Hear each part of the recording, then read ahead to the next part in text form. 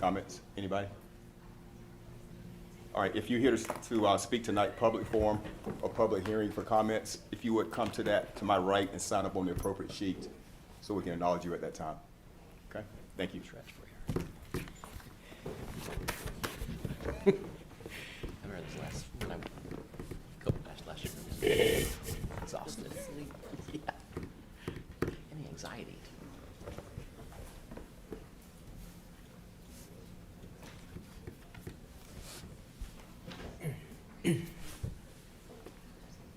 Great.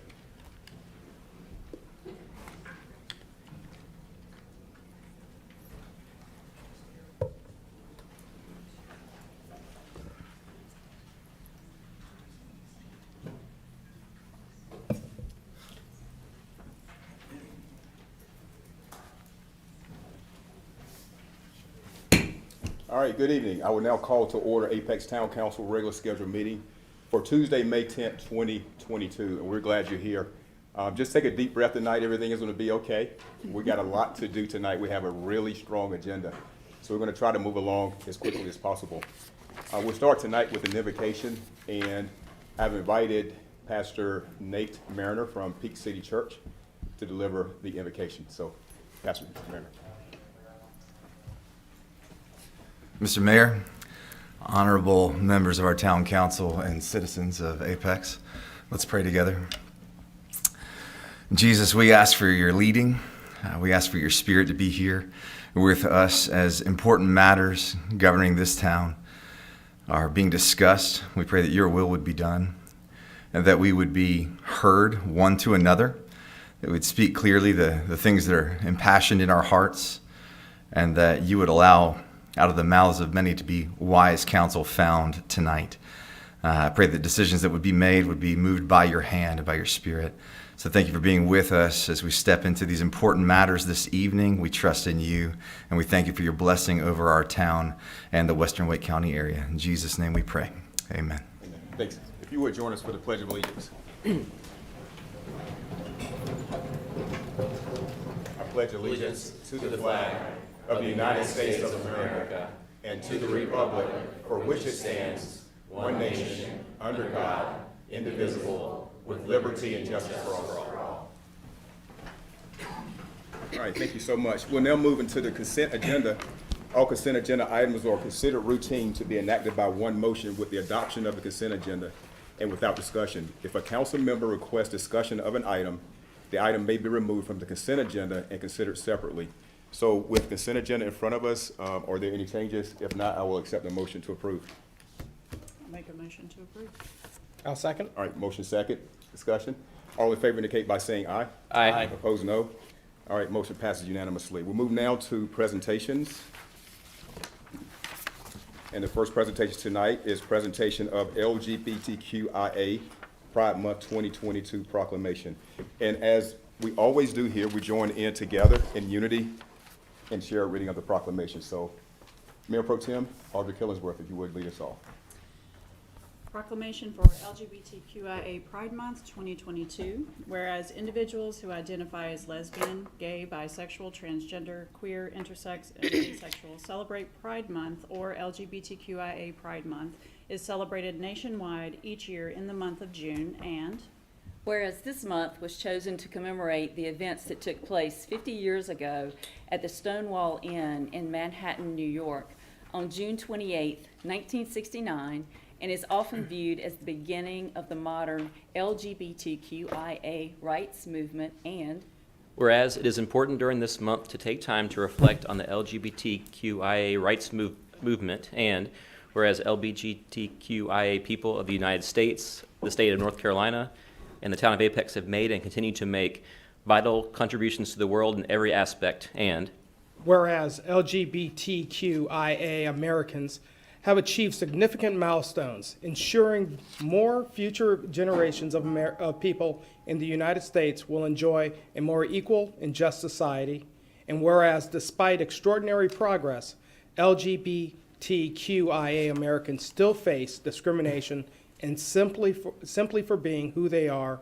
And whereas the state of North Carolina, the Wake County Commissioners, and the town of Apex stands with the LGBTQIA community in the struggle to ensure equal treatment for all, and to advocate for LGBTQIA rights as human rights, and whereas the town of Apex will continue to advocate for protections for all LGBTQIA individuals to make our town a place where all people, regardless of their sexual orientation, gender identity, or gender expression, are treated with dignity and respect. Now therefore, I, Jacques K. Gilbert, Mayor of the town of Apex, do hereby proclaim June 2022 as LGBTQIA Pride Month, signed this 10th day of May 2022. So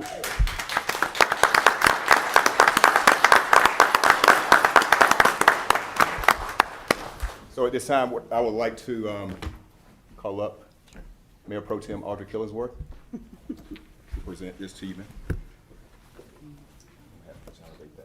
Thank you so much. Thank you.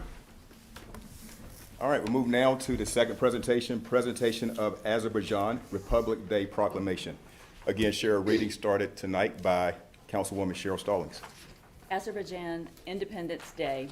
Whereas since its establishment, the town of Apex has always been home to vibrant communities of diverse people hailing from all over the world, voting district cultural heritage, and Whereas Town of Apex is home to a proud and vibrant Azerbaijani American community that bolstered the town in the realms of art and music, business and finance, law and government, education and social service, and science and medicine, and Whereas Azerbaijan Friendship Organization has worked to promote cross-cultural understanding between Apex and Azerbaijan, and whereas the Azerbaijani American residents of Apex have long stood among fellow Apex residents as advocates and activists that work to fortify our historic neighborhoods while working towards a better town and society for all, and Whereas on May 28, 2021, Azerbaijani Americans will celebrate Azerbaijan Independence Day, commemoration of the establishment of the Azerbaijan Democratic Republic in 1918. Now therefore, I, Jacques K. Gilbert, Mayor of the town of Apex, do hereby proclaim May 28, 2022 to be Azerbaijan Independence Day in the town of Apex, and encourage all residents to join in celebrating the many contributions of Azerbaijani Americans, signed this 10th day of May 2022. So Dr. Adika, if you would come up to accept this proclamation.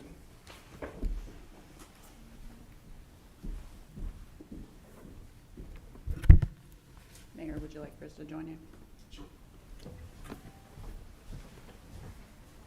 No, just at the same time. Just stay right here. Yeah, Pro Tem, just the same time. Yeah, thanks. All right, on behalf of the town of Apex, thank you so much for the contributions that you've made to Apex, North Carolina. Thank you so much. Thank you. Thank you. Thank you.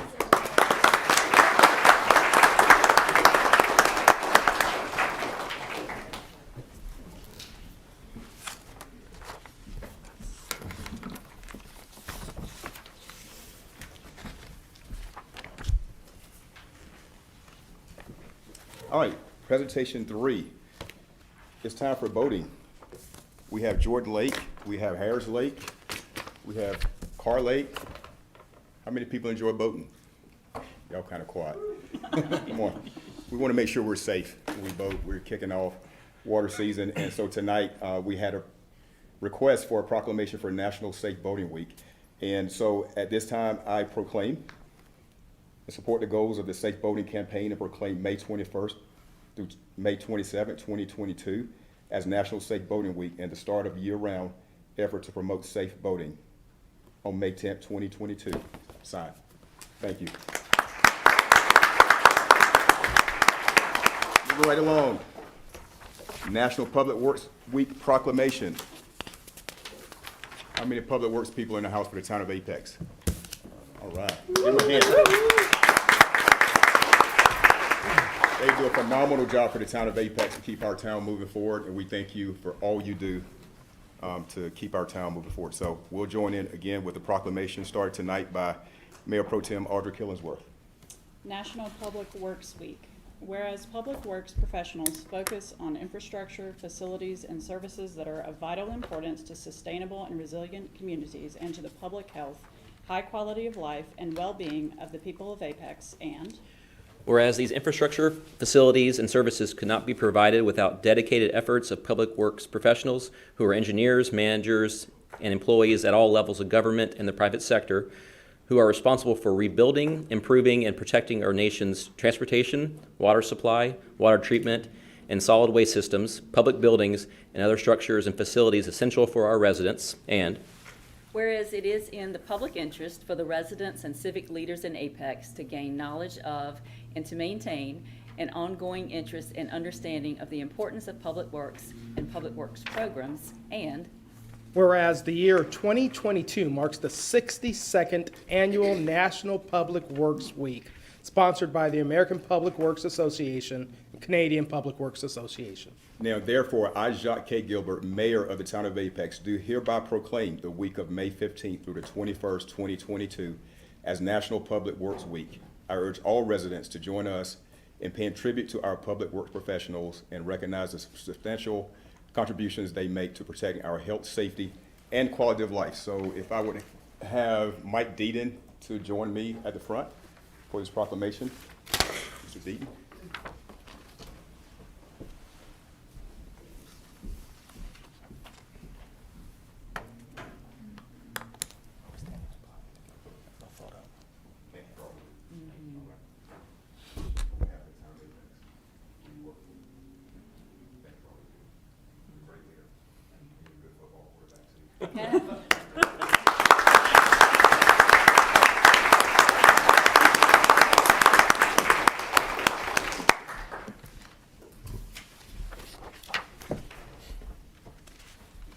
All right, now to National Police Week 2022 proclamation. And we're joined tonight by many of our first responders from the Apex Police Department that do an amazing job for our town.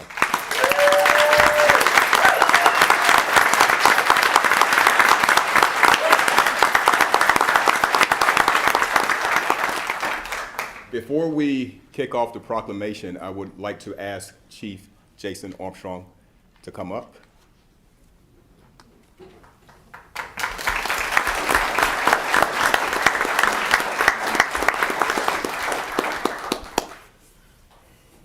I just want to say thank you for all the leadership you provided for the police department. And we have a big night tonight, a candlelight vigil is my understanding. Yes, sir. Police department.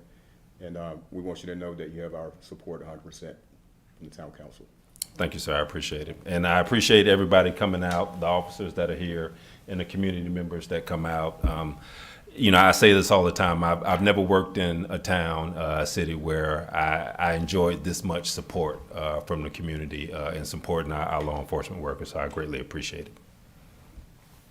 Thank you, sir.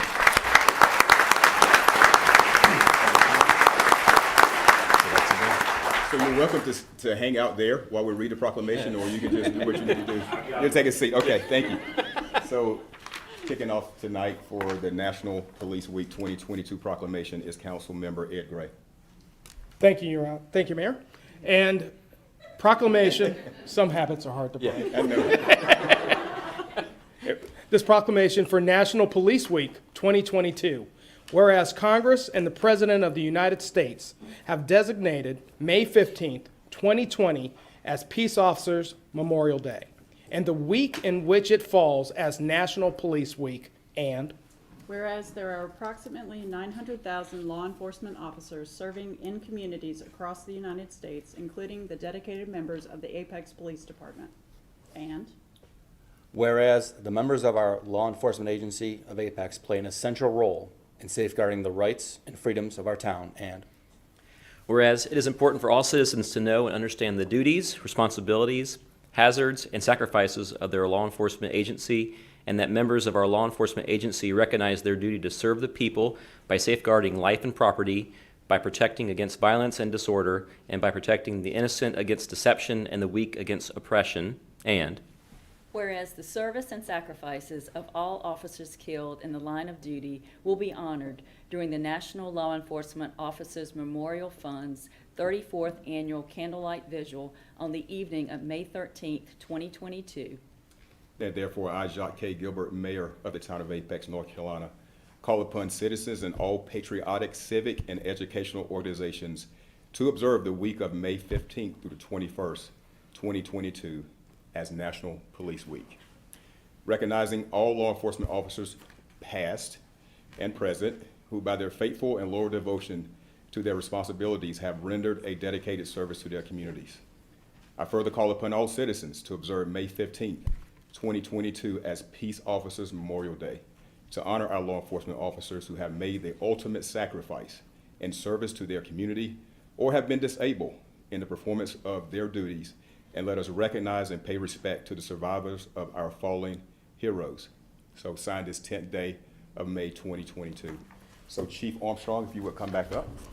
Thank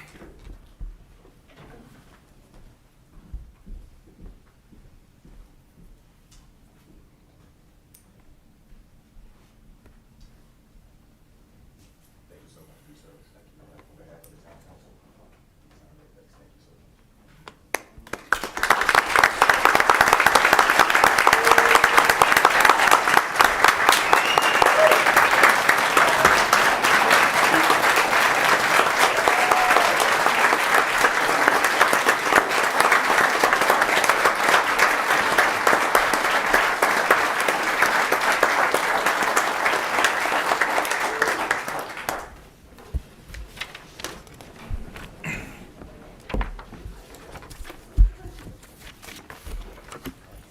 Thanks again, everyone.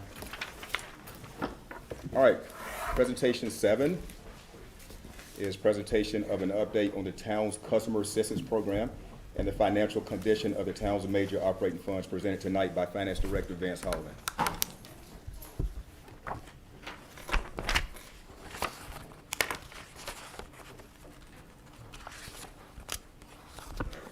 Well, I don't know if this presentation can generate the same level of enthusiasm as the prior ones, but I'm going to do the very best I can to do that. Again, briefly, we're just going to talk about where we stand on the cap, essentially updating from a quarter ago. And then I'll also give you an update. I think our council retreat, I talked a bit about where we stood in December as far as our 3 major operating funds, and I'll give you an update as of March 31st on that also. Beginning here with our delinquent accounts. Now what these are active accounts that are subject to disconnection as of March 31, 2022. That number is lower than it's been in the past, which is good news. I think a combination of things, in December, a little more stress with money. Also, we had some mild weather during that period of time. So these numbers are probably a little lower than they're going to be at the end of the next quarter, but still nothing here to be, alarmed about. Our accounts with a payment plan, we have made some progress in that area. We're down to about 432. About 40% of those are past due. The average balance of past due accounts is just slightly under $1,000. Last quarter, that number stood at in excess of $1,300. So we have fewer that are past due, and the average balances are lower. Feel like we're making progress getting those amounts paid down. The past due accounts, now these represent both active and inactive accounts that are not subject to disconnection. Of course, the inactive accounts cannot be subject to disconnection. That's a situation where someone has moved out. But we, looking at this, again, we have some positive news. These amounts are relatively low, particularly we compare them to our cumulative charges since March of 2020 through March of 2022. One thing I will comment on, included in this $1.4 million are about $578,000 of accounts that we do plan to write off. Those are situations where those folks have moved out, they're inactive accounts. We're going to make every possible effort to collect those amounts. We are certainly going to take the deposits. In fact, already have taken the deposits for those, that those citizens or those customers paid. Applied that to their debt. We're going to send them to debt set-off. I'll admit we are having a bit of difficulty right now with New World in being able to generate the information we need to send those to collection agencies. Last fall, the federal government changed the information that is to be submitted to collection agencies. We haven't been able to get our software updated for that yet. We do expect that to be in place, though, before the end of the fiscal year. That 578, that is spread out over all the funds. That represents, in my opinion, that represents what we lost due to, during the COVID period, not enforcing cutoffs. Is that 578,000? Again, it's spread out over 3 funds. I would suspect between 350 to 400 of that is probably electric fund, probably maybe 50 to 60,000 general fund, and the rest water and sewer. But the charges there, the 1.4 million, represents less than 1% of the revenues during that period. So of course the 500,000 is going to represent less than 0.5% of the revenues that we earned from that period of March 2020 to March of 2022. Our CAT program, we have made progress there also. We've given out since last quarter about an additional $20,000 of assistance to in excess of 50 customers. So we feel very positive about that. You notice that the average assistance given is about $460. The max assistance that a person can get under the program is $636. So we are coming in quite a bit below that. You know, we could consider possibly allowing, you know, a person to get that additional $200. Well, I'm sorry, about $170, between $170 and $180. Allow that person to get that additional assistance between now and June 30. That may well help. As we'll see a bit later, we're doing very well as far as the amount of money we have available to give out. And of course, I believe that is a change now that the town staff could put in place. We have now had 2 different set of criteria for determining eligibility. We began with the poverty level as a percentage of, percentage of the HUD poverty level. We allowed up to 200% of that and still be eligible, income of up to 200% of that, still be eligible for assistance. And if you would note that 500 figure, this is showing what a family of 4 would be, the most you could receive. We have approved 257 awards under those prior eligibility standards. Those standards changed during the last week of March. So we had about 5 weeks under the new standards. And those numbers are pretty much, you know, that's it. We'll be at the new standards from now on. So we gave out 257 awards using these standards. You'll note, again, 167, the great majority of it was to the very lowest levels. And even then, the teens for the next 4 or 5 levels, only at you look at the very bottom where the income levels are a bit higher, you see a very limited number of awards were made. Compare that to our current standard, which is our a percentage of the median income in the Raleigh metropolitan area. We also put our levels here for a family of 4. You notice the maximum amount that you can receive under the new standards. The maximum income you can have is a little over $61,000. Previously, the old standards, it was $55,500. So the new standards will permit you to earn approximately 10% more and have income 10% higher and still be eligible for an award.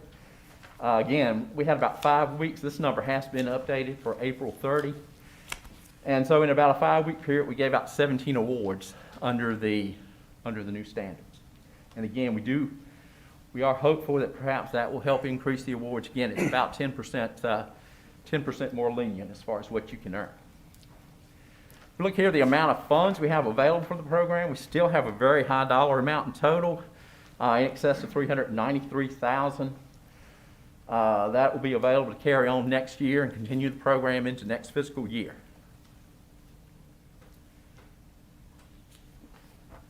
Talk a little bit about our general fund results as of March 31, 2020. We feel very enthusiastic about where we stand financially.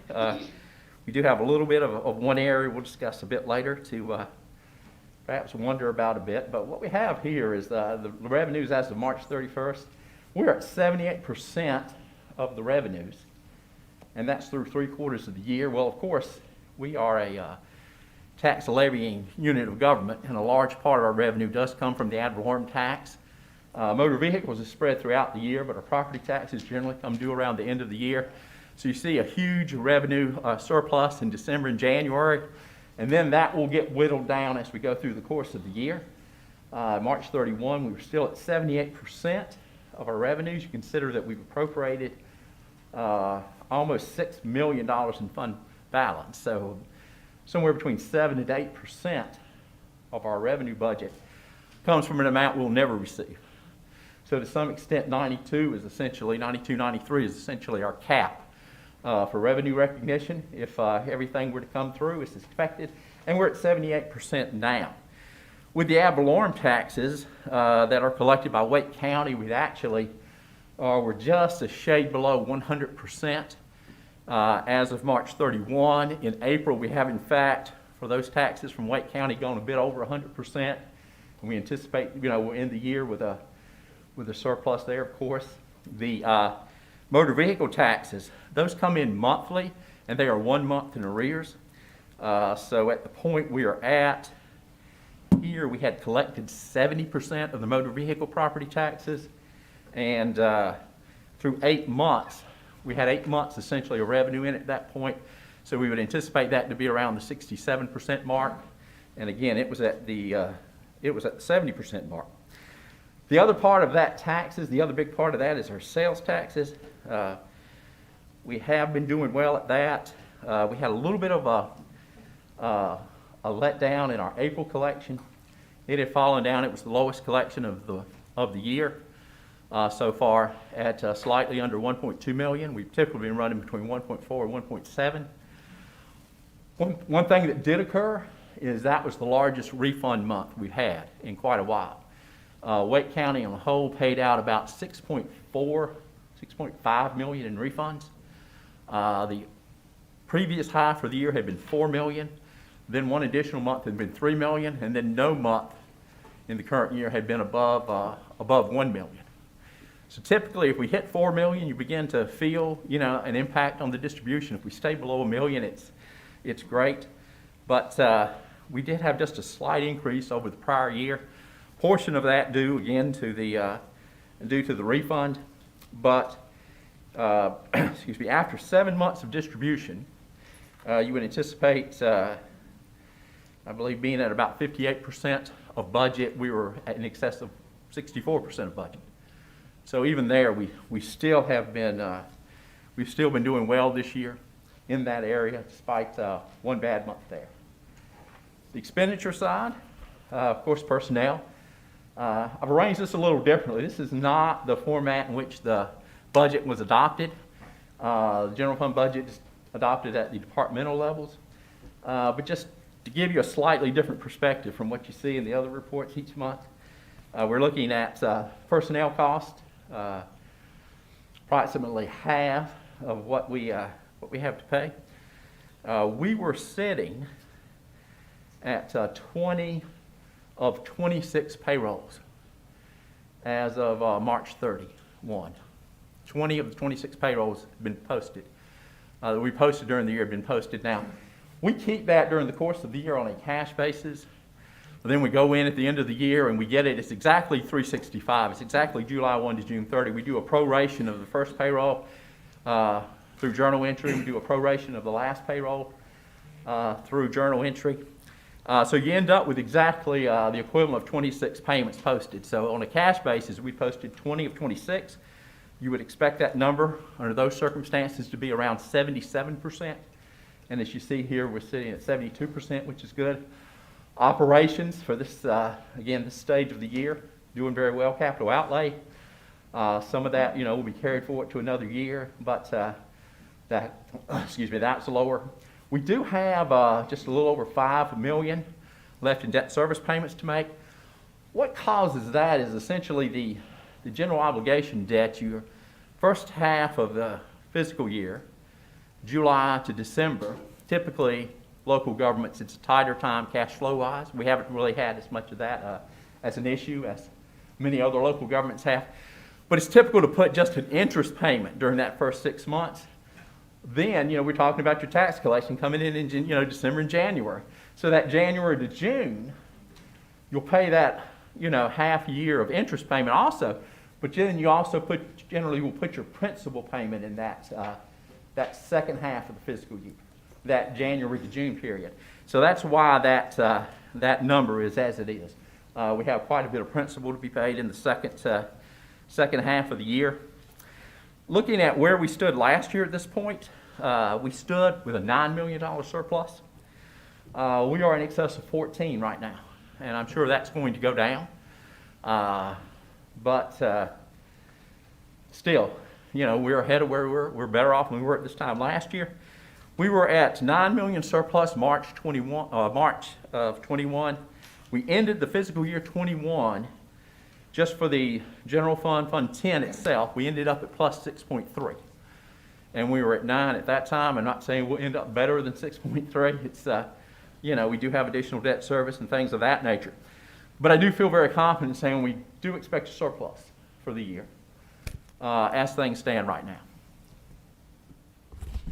The electric is the only thing that maybe is a bit of a downturn.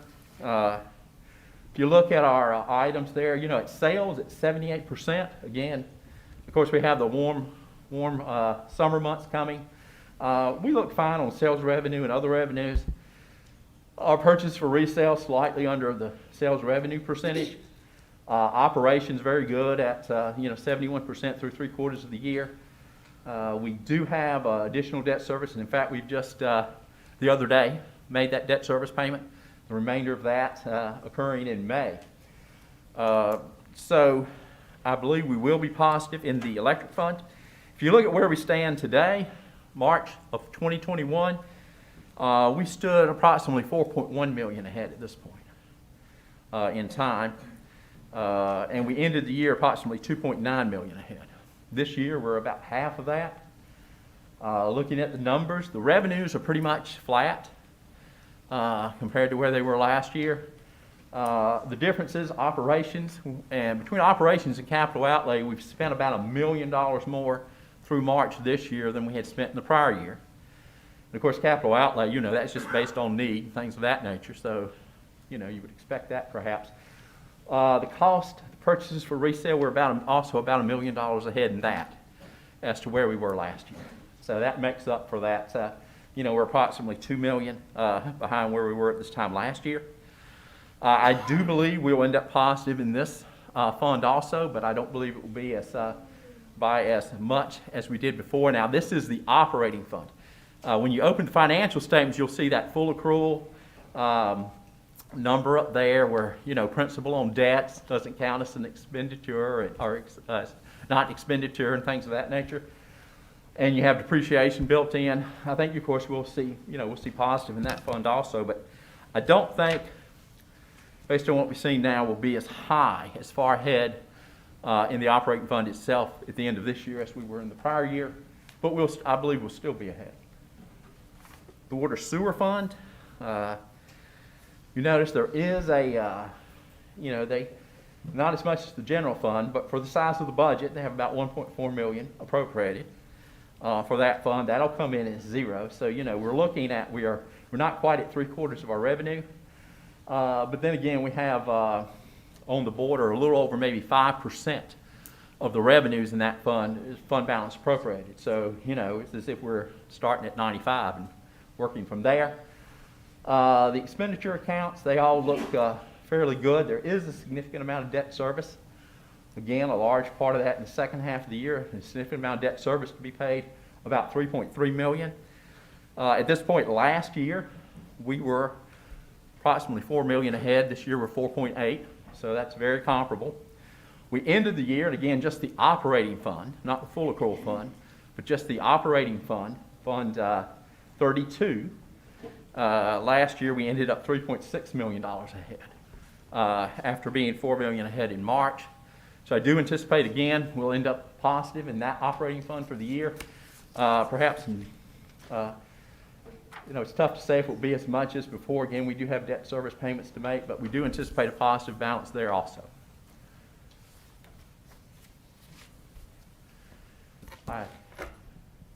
Thank you, sir. Yes, sir. If I can. Any questions? I got a couple. I want to start with collections. You mentioned we're going to refer $750,000 approximately to collections. You made it seem like that's pretty typical. So we sell that debt, right? And I'm curious, when we send it to collections, do you get certain pennies on the dollar? How does that work? We don't get, they attempt to collect, and if they collect, they will take out a fee and send us Oh, I the see. rest. So it's not a fixed rate. It's It is just- not we're not selling that debt, no, sir. We're not factoring that debt, I guess it's All a right. term sometimes used. Yes, sir. Um, Thanks. Yes. All right, it's gonna be one of those nights, huh? Okay, let's go. Going down, the next question referred to the amount that we had outstanding versus total billed. And I think I asked this question before. You mentioned we had about 99% of our total bills were collected. So As far as property tax goes? I think it was electric, it was utility. I'm still on the utility thing. Oh, yes, sir. Okay. Yeah. As far as the revenues, yes, sir. Yes, revenues billed versus collected. Yes, sir. That's good, right? Yes, sir. It's very good. Yes. Is there a benchmark that you look at where you say if we bill a certain a certain percent back from billed is the benchmark what we expect to collect or budget for? Well, we've always done so well here. We've not really, looked out at to see what a goal should be for us. We simply are. We're doing very well, though. We are doing very well, and we continue to. I think we do rate compared to other electric utilities in the state. I think we do very well by comparison. Most do very well. Of course, electric is such an essential service. But of course, if you have areas where income is not as high and things of that nature, you may have more delinquencies. Yeah. But I think we do very well by comparison to our other electric cities in North Carolina. Yeah, I just want to emphasize, we do have a utility assistance program. We're doing everything to help people, but besides all that considered, at the end of the day, we're still collecting 99% of the revenue we bill for. We're still doing, okay. The last note I made here had to do with personnel costs in the general fund. You mentioned we're 72% of budget versus the 77% we expect. And I guess my question was, can we attribute that to vacancies mostly and difficulty in hiring? Is there a reason that we're below? Because it seems to me like you'd expect that number of all these ones to kind of be on the nose, right? It may be there have been some delays in filling vacancies. Of course, if a person retires, you have a quicker payout Okay. of their vacation, and that can happen. And we have had a number of people, we've had vacation payouts. Others could be, in fact, a delay in filling the position, possibly. Yes, sir. I guess what I'm getting at is, should I be concerned that we're at 72% of budget? for I would personnel not be. instead of- Okay. When I worked for the state, we would talk with the rating agencies. We'd emphasize the fact that the state would always budget every position at 100%. And as a result of that, just the natural turnover and things of that nature, you always build yourself a little bit of cushion into your budget. And I think we do, I don't believe we do every position 100% because some positions aren't authorized to September. But we do make the assumption, once the position's authorized, that we are budgeting at 100% of cost, 100% of benefits. And I think that's a very wise way to budget. It does just the natural order of things, turnover, things of that nature. You do end up with a bit of cushion in your budget as a result of that, but I would not deviate from that practice. All right. I guess the last point I made here is I noticed on the operations side, budget 22 million, actual is about 10.5 or 47%. And that seems like personnel pretty low compared to budget. Is there any explanation as to why our operating costs are so far? Well, that covers a lot of different things. There could be professional services, things of that nature. We have certainly had an increase in our fuel cost, some things of that nature. We've had some inflation. So I think we've done well to control it at that point. But I think it's just people, being wise and using their resources. I don't know if, I think some travel and training has picked back up, but still a lot of it is being done remotely. So I think we've been good stewards of the public's money in that area. I do appreciate that. Thank you. Okay, thank you, Councilman. Just one question, and I want to draw your attention to the electric operating fund results slide from March. You were talking to us a little bit about how we're about $2 million behind where we were last year, and that was based upon the capital outlay. Are there any lessons learned that we need to kind of take away in terms of budgeting for this year that we may want to consider based upon that number?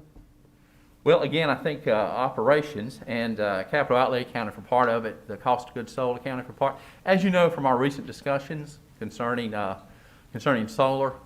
It's difficult to know exactly what impact that's having. So I don't know if that had anything to do with this or not, but we are somewhat limited in our ability to evaluate the impact it's had. Thank you. Anyone else? All right, hearing none. Thank you so much. Thank you. All right, it closes I out have one present. follow-up. Over time, will we be able to evaluate that impact with solar better, you think? I know we were trying to move it. We will, yes, ma'am. Yeah, okay. Yes, ma'am. Particularly with the automated metering project. We should.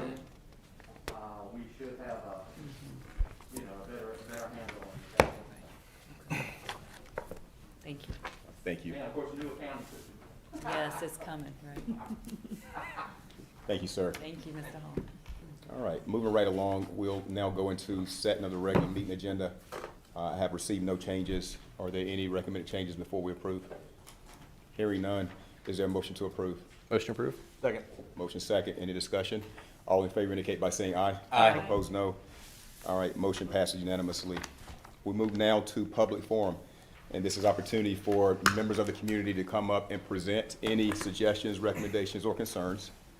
I do want to ensure that everyone is heard tonight. So if you would, please abide by the time that we have specified here. So you have 3 minutes to present. If you represent a group, you have a total of 9, 4 more people. So there is a light indicator there in front of the podium. Green means go, of course. Yellow, it means that you're getting close to the end. You have 30 seconds left, so come in for a landing. And then the red is your time is up, and I will have to end your presentation at that time so we can move to the next presenter. All right, thank you so much. So we'll start with the first person, Elizabeth Stitt. If you would, please come up and give us your name and address for the record. Thank you. Hi, Elizabeth Stitt, 3113 Friendship Road. Good evening, Mayor and Town Council. You received an email from me yesterday and an email today, and I'm here to talk tonight and say we're going to be spending a lot of time together going forward. So I wanted on public record for all the residents of Apex to understand what has happened to my neighbors and I. We reside in the ETJ, and we were blindsided with a letter from the town requesting to have access to our property. What I've come to learn is there's been conversation for months where the town could have had conversation with us but did not. So it has not been transparent as to what the town's plans were. So for the public record, I would like to actually read a part of this letter that came to us. And it states, we are requesting you sign the enclosed forms which grant the town of Apex and/or its agents permission to access your property. The town is authorized by North Carolina General Statute GS 40A-11 to enter your property 30 days after written notice is given. However, your cooperation in granting permission is now appreciated as it will help expedite the work. First and foremost, I don't understand the work. The letter is so vague, so I started searching. I also don't know the general statutes by heart, so I had to go look it up. Well, Chapter 40A is eminent domain, and paragraph 11 is titled Right to Entry Prior to Condemnation. So the first communication that I received from the town is referencing right to entry prior to condemnation. I received a correspondence from the town today who said, oh, don't be alarmed. I'm like, how should I not be alarmed? When you start a conversation with my neighbors and I with right to condemnation, it's not a reasonable request. So the town has not been transparent. There could have been a conversation, and relationships with the ETJ have never been great. So a conversation would have gone a long ways for us to understand why this is coming, what's the scope of work, and it certainly does not help, you know, I mean, when I read the letter, it says in the bottom, Town of Apex, the peak of good living. It does not help underscore that this is the peak of good living. I have the town telling me I'm going to blindside you, whether you like it or not. I'm going to come onto your property. You've given your 30-day notice, and somehow I am supposed to cooperate. It's really difficult for us to take the high road when the town can't at least meet us with some mutual respect and have a meeting. So obviously, there's going to be a lot of conversation going forth. We're not going to be a quiet group. More is going to happen accordingly. But I at least wanted the town to be aware that this is how some of us are being treated. It was unnecessary. Thank you, Ms. Stitt. Thank you. Next speaker, Jeff Hastings.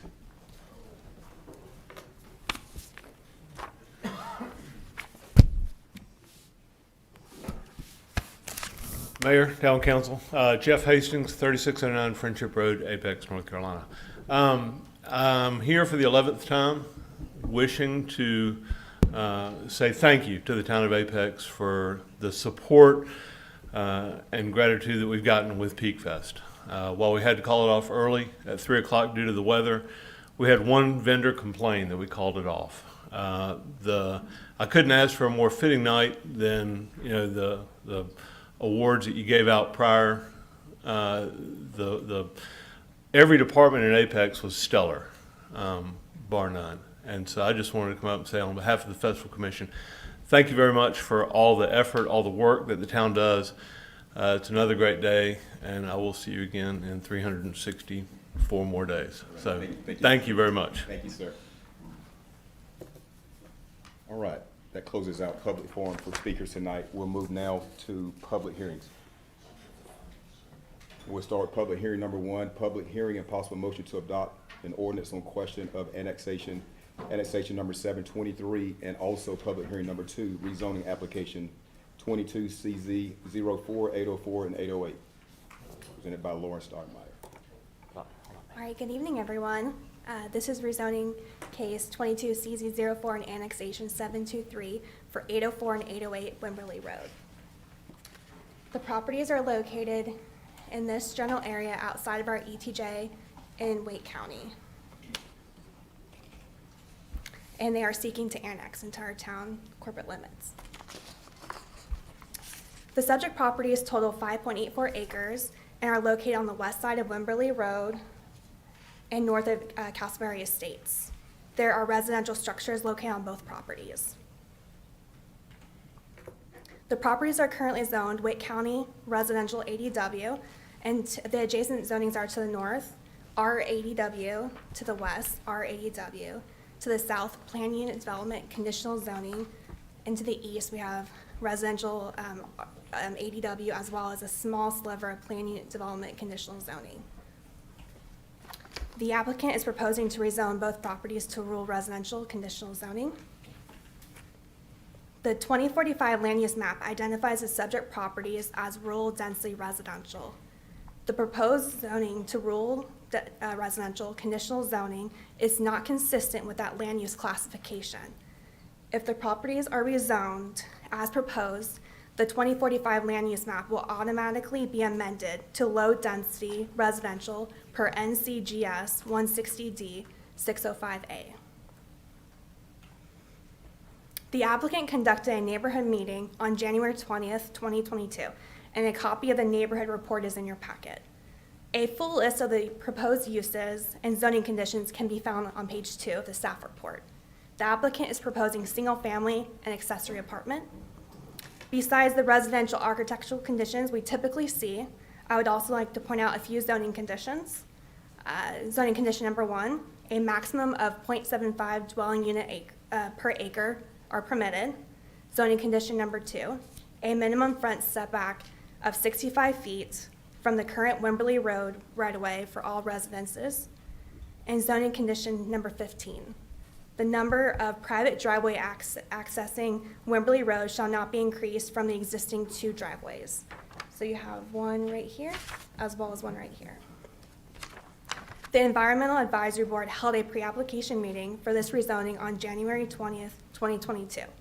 The zoning conditions suggested by the EAB are listed on page 3 of the staff report, along with the applicant's response to each condition and whether the applicant is providing the conditions or not. A letter of impact from Wake County Public School Systems was received for this rezoning and is included in the staff report packet.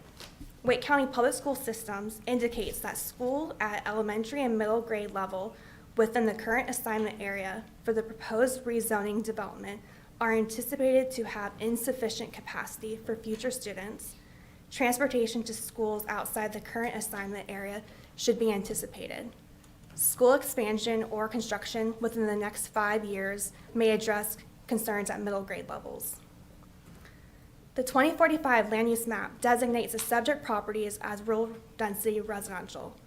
If the properties are rezoned as proposed, the 2045 land use map will automatically be amended to low density residential per NCGS 160D 605A. The current density of the proposed properties to be rezoned is greater than the 1 unit per 5 acres supported by the current land use map classification. Furthermore, the density of the Castleberry Estates subdivision to the south is 1 unit per acre as it was rezoned before the density supported by the rural density residential land use classification was reduced with the adoption of advanced apex. The proposed rezoning is reasonable as the applicant has proposed a density of 0.75 units per acre, which is lower than the subdivision to the south. The proposed rezoning is reasonable in the public interest because it will permit single-family residential development consistent and compatible with the surrounding area. In addition, the proposed rezoning will allow the properties to connect to town water and sewer services. Planning staff can recommend approval conditions as offered by the applicant. Planning board heard this at their April 11th meeting and unanimously recommended approval with conditions as offered by the applicant. I'm happy to answer questions as well as our applicant in the audience. Okay. Thank you, Ms. Stoudemire. Any questions for Ms. Stoudemire? All right, hearing none. Does the applicant wish to speak?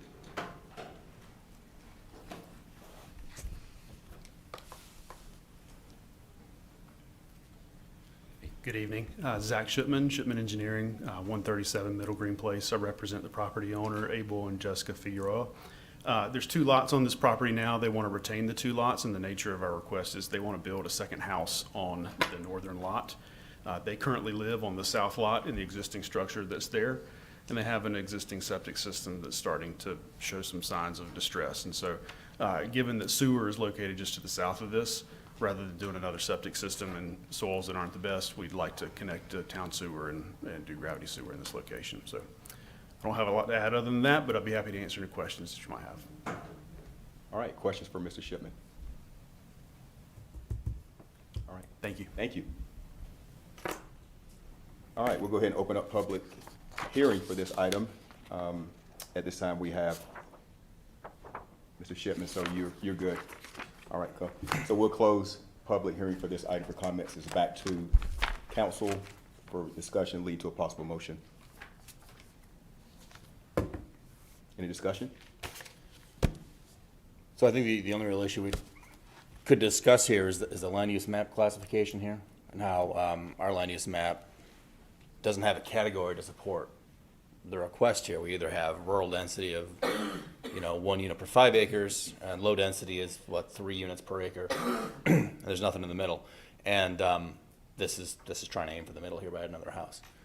So in the planning committee, maybe I should have asked this while staff was up here. We had discussed creating a designation for categories like this, but that's not what we have here today. Is that not ready? What's the status of that category? Is it going to go to low density, you mentioned?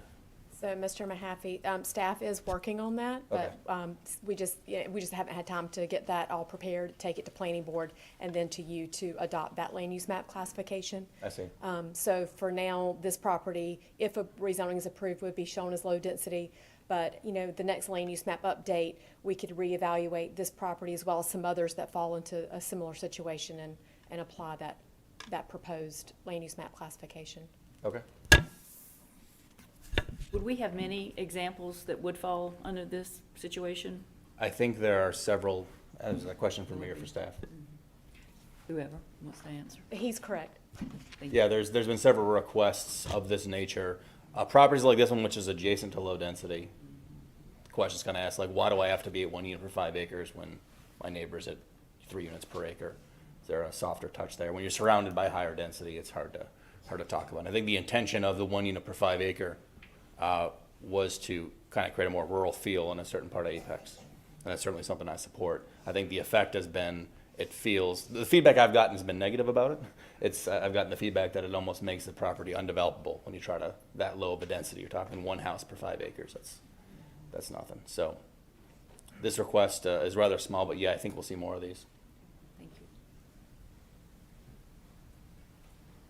And I'd like to point out that the planning committee did concur with staff and is going to recommend that change. It just hasn't come to us yet. And I actually thought this delay was to line them up. I was just, no, unrelated. Okay. All right, any other discussion? Hearing none. I'll make a motion to approve. Second. Motion second. Any further discussion? Mayor, Yes. could I ask for clarification? That's both the annexation and the rezoning, correct? Yes. Both, yes. Thank you. All right. All in favor indicate by saying aye. Aye. Opposed, no. All right, motion passes unanimously. Move now to public hearing 3, annexation 730, presented tonight by Ms. Diane Kent. All right, good evening. Good evening. This annexation is on North Salem Street. It is located at 1016 North Salem Street, and this is the property that previously came through for a rezoning. This is a historic house. The back of the property will go with Thales Academy for their project, and so they are asking for annexation in order to be able to tie the back piece into Thales Academy and to be able to get town water and sewer for the property, town services. Just see there where it's located in our ETJ, and staff does recommend approval of this annexation. Okay. Questions? Hasn't the town law, or not the town law, the state statute changed here that they don't actually need to annex anymore to get water and sewer? There was an article about Durham. No? Not that I'm aware of. That was a school. Yeah, well, Thales is a school here. Oh. Well, they submitted the petition and it's being annexed. Okay. All right. Is there anyone else to speak? We're good? Is there anyone else to speak tonight? No, but you need to open the public Right. I'll get to that. Yeah. Thank you so much. All right. We'll go ahead and open up public hearing for this item for comment. And tonight we have no one signed up for this public hearing, so we'll close public hearing and it's back to council for possible motion to approve. Motion to approve? Motion to approve, Gant. Second. Second. All right. All in favor indicate by saying aye. Aye. Opposed, no. All right, motion passed unanimously. Public hearing 4, annexation 731. Ms. Diane Ken. All right, so this is located 0 Kelly Road. It's the Tony C. Sears and Judy T. Sears property. This is part of the West Village development here near 540 and Old US 1. And this is an interesting one. So basically, you can see that they had annexed where the road, they thought the road was going to be previously, but this is actually where the road is going to be. So it ends up being this very odd annexation to get all of the road right of way. So this is a cleanup, and we do recommend approval of the annexation. Questions? Hearing none. We'll open up public hearing for comments. No sign-ups to speak tonight. We'll close public hearing for comments. It's back to council. I make a motion to approve. Second. Motion second. Any further discussion? All in favor indicate by saying aye. Aye. Opposed, no. Motion passed unanimously. Move now to public hearing number 5, Ms. Shelley Mayo.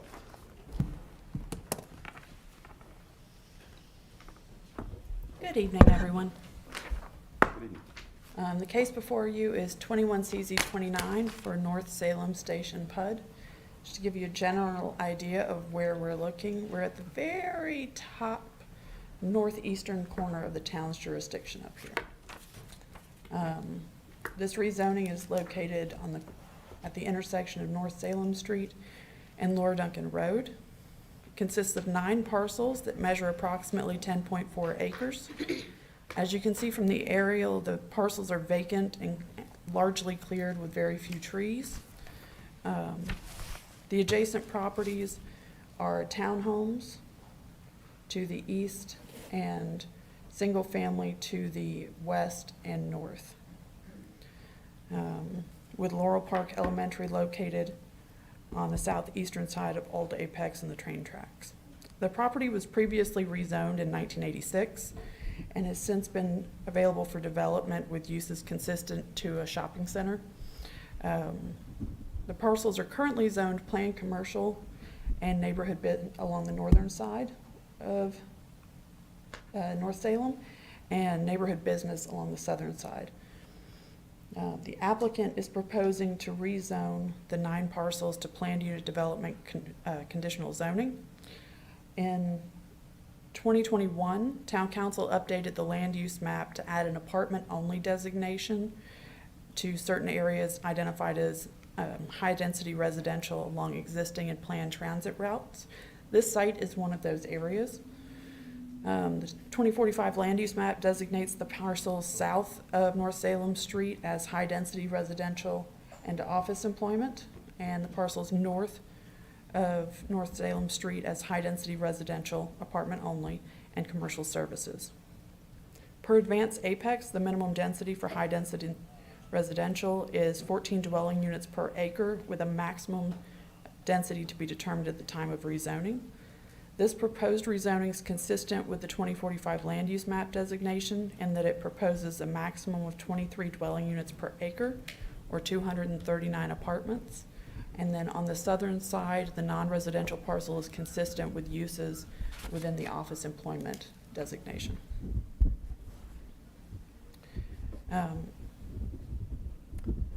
So just to, there we go.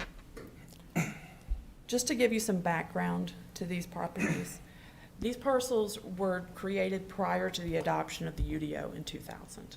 And because of that, they're governed by the pre-UDO zoning ordinance. We call this the old ordinance, it's just easier. That document was much less stringent than the UDO in many ways. Rezoning the lots or changing the lot lines is what's required in order to bring the parcels into compliance with the current UDO. What you see on this chart is a general list of differences. Just to give you some high-level examples off of this for anyone who can't see the chart.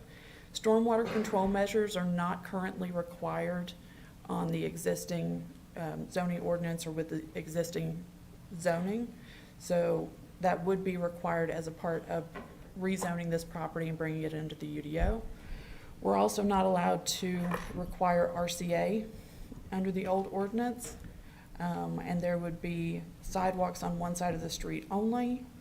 The parking maximums, architectural standards, and height are very different, and we would not be able to obtain any affordable housing or environmental zoning conditions if this was allowed to develop under the existing ordinance. Before I move on, are there any questions about this particular slide? So basically, if it was developed as currently zoned, then we're talking about stormwater issues, lack of preserving trees, not, sidewalks like we normally require on PUDs and different things like that. Correct. We also have limited ability to get traffic conditions as well. There's still the ability to get some of them, but it is limited compared to the UDO. And height, I'm noticing. So basically, 5 stories if developed as is. Yes, ma'am. Okay. Yeah, I just want, Ms. Mayo, I was thinking about this chart after watching the planning board meeting and seeing the emails that we've gotten so far. And it seems like there's a bit of a context that I thought was kind of missing. And let me ask you to clarify. So usually when we have a rezoning, it seems like it's usually a house on a large lot, 1 or 2 houses, and we're upzoning that oftentimes to add more density. And I think in that case, we're often kind of weighing the stormwater. The stormwater might get worse, the traffic might get worse, the height may go up, all these things that we're weighing that versus the benefits of the development. And it seems like in this case, it's not that. I don't think I've ever seen this where effectively some of the things that you have on here are a down zone. So is that the correct way of looking at it? And kind of when I'm thinking about the things I've read on the emails and everything, compared to a down zone in some cases versus what we almost always, it seems like, have in the last 4 years I've been here is an up zone. Is that correct? Most of the time, you're correct. What we're seeing is increased zoning either for additional density or for additional commercial development. And we're normally talking about a greenfield site that has very little to no development on it. This is a slightly unique one. It's not completely unusual, but it doesn't happen nearly as often, where it had a commercial, it was actually constructed and the infrastructure installed for commercial development, which could potentially be more intense than what is being asked for. And that is an unusual situation. So yes, I would say that you could probably look at this as something similar to a downzoning in a way. And this is probably before your time, but the left side of this chart seems very lenient, and I was wondering, was that just because Apex was tiny and we were happy with whatever came our way? Is that kind of what it was, if anybody remembers? Or The 80s, man. I mean, Anything goes. anything goes? I mean, so this ordinance was in effect up until 2000, and there were some very different legal requirements prior to that, both at the state level, and it was fairly common to have a much less comprehensive and restrictive zoning ordinance pretty much across the country. We started getting into more environmental things because we started finding out more information about the environmental impacts that our developments were having. But yes, it is much more lenient. I don't know that it was necessarily due to the size of Apex, because there are some requirements in the old ordinance that are a little bit stricter than what we currently have. But generally speaking, it might have reflected the town's small town identity at the time. Truly small town identity, not the 50-something thousand people we have now, but the 10 to 15,000 that we had at the time. I want to take issue with, I agree with 90% of what you said, but it's not a true downzoning entirely. Like, we are adding uses. So it's kind of a side zoning. Like, there's a bunch of downzoning going on in terms of the environmental requirements, and we're restricting the property in additional ways. But we are adding the residential uses which aren't there now. So, Side zoning, okay. side zoning. Just a question of clarification. So if we did nothing right now, this is commercial, somebody could come in here and put in, say, like a mall. There are no use restrictions on this, so someone could put in anything consistent with a shopping mall. Let me rephrase. The use restrictions are fairly broad. And yes, so virtually any commercial consistent with what you would see in a shopping center traditionally. Gas pumps, fast food, strip mall, that kind of thing. Just for context, do we know what was Sure. planned to be there? Originally, it was supposed to have a few multi-tenant buildings on the site with a variety of possible options. It was never fully planned out as far as what the uses would be. That typically comes later, once the buildings are built. What about the layout? Is that set by zoning at all in the previous zoning? To some degree, there are building setbacks and things of that nature under the previous zoning district, and this is probably the better picture. But the streets, for example, could someone get rid of the streets and just put a building in the middle with the appropriate setbacks? Not if they wanted to keep this under the old ordinance and not have to put in stormwater controls. Recombining or shifting those lot lines also brings it into. The lot lines are fixed. Right, if they want to take advantage of those benefits to the business.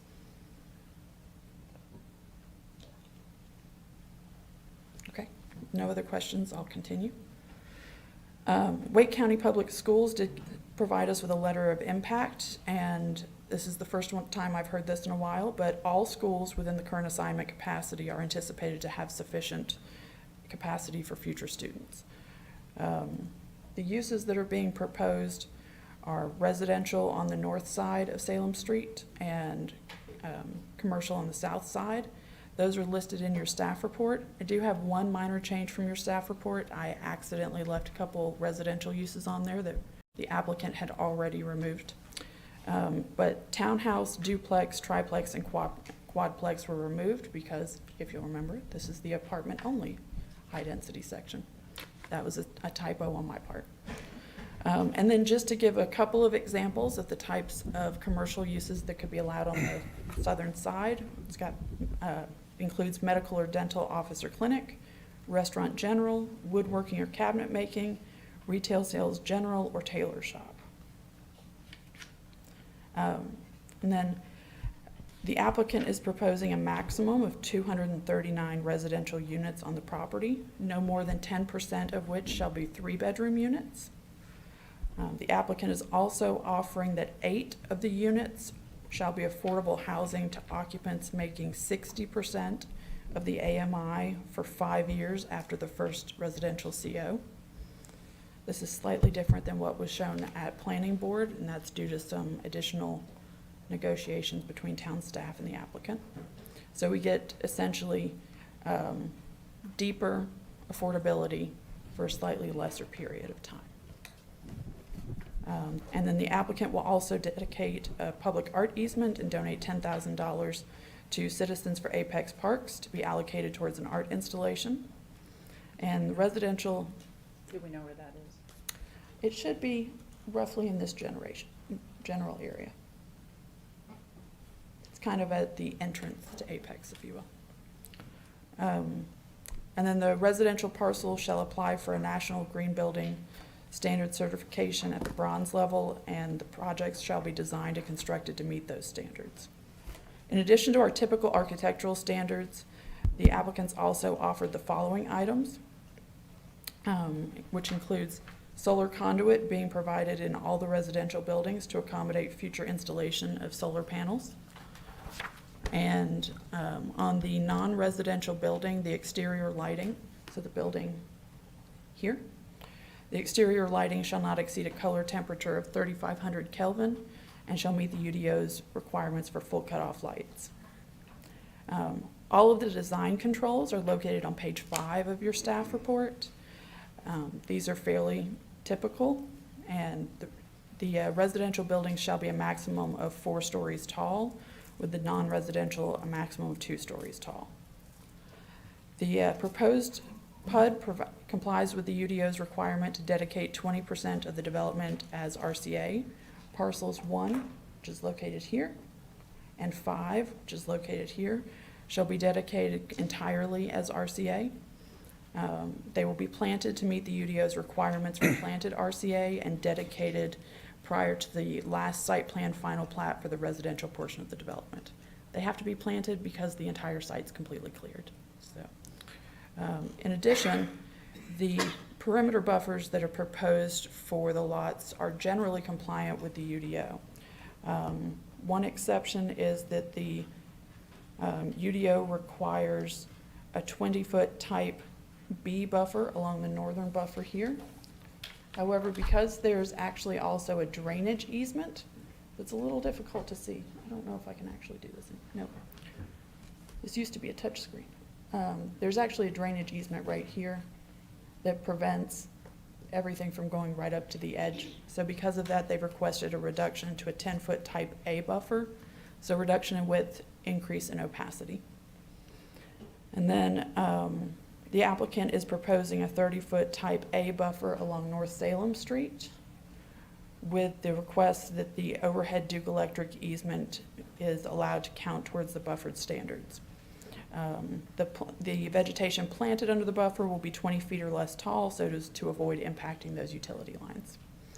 And then along Lot 6,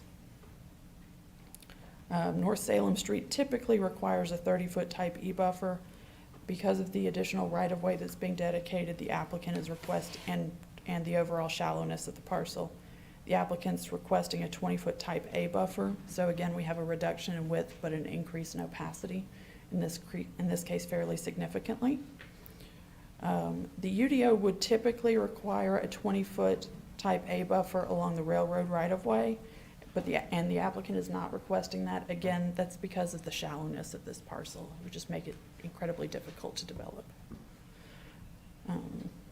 The development is also proposing a minimum of 1.3 parking spaces per residential unit, and a maximum of 1.6 for all the surface lots serving the residential areas.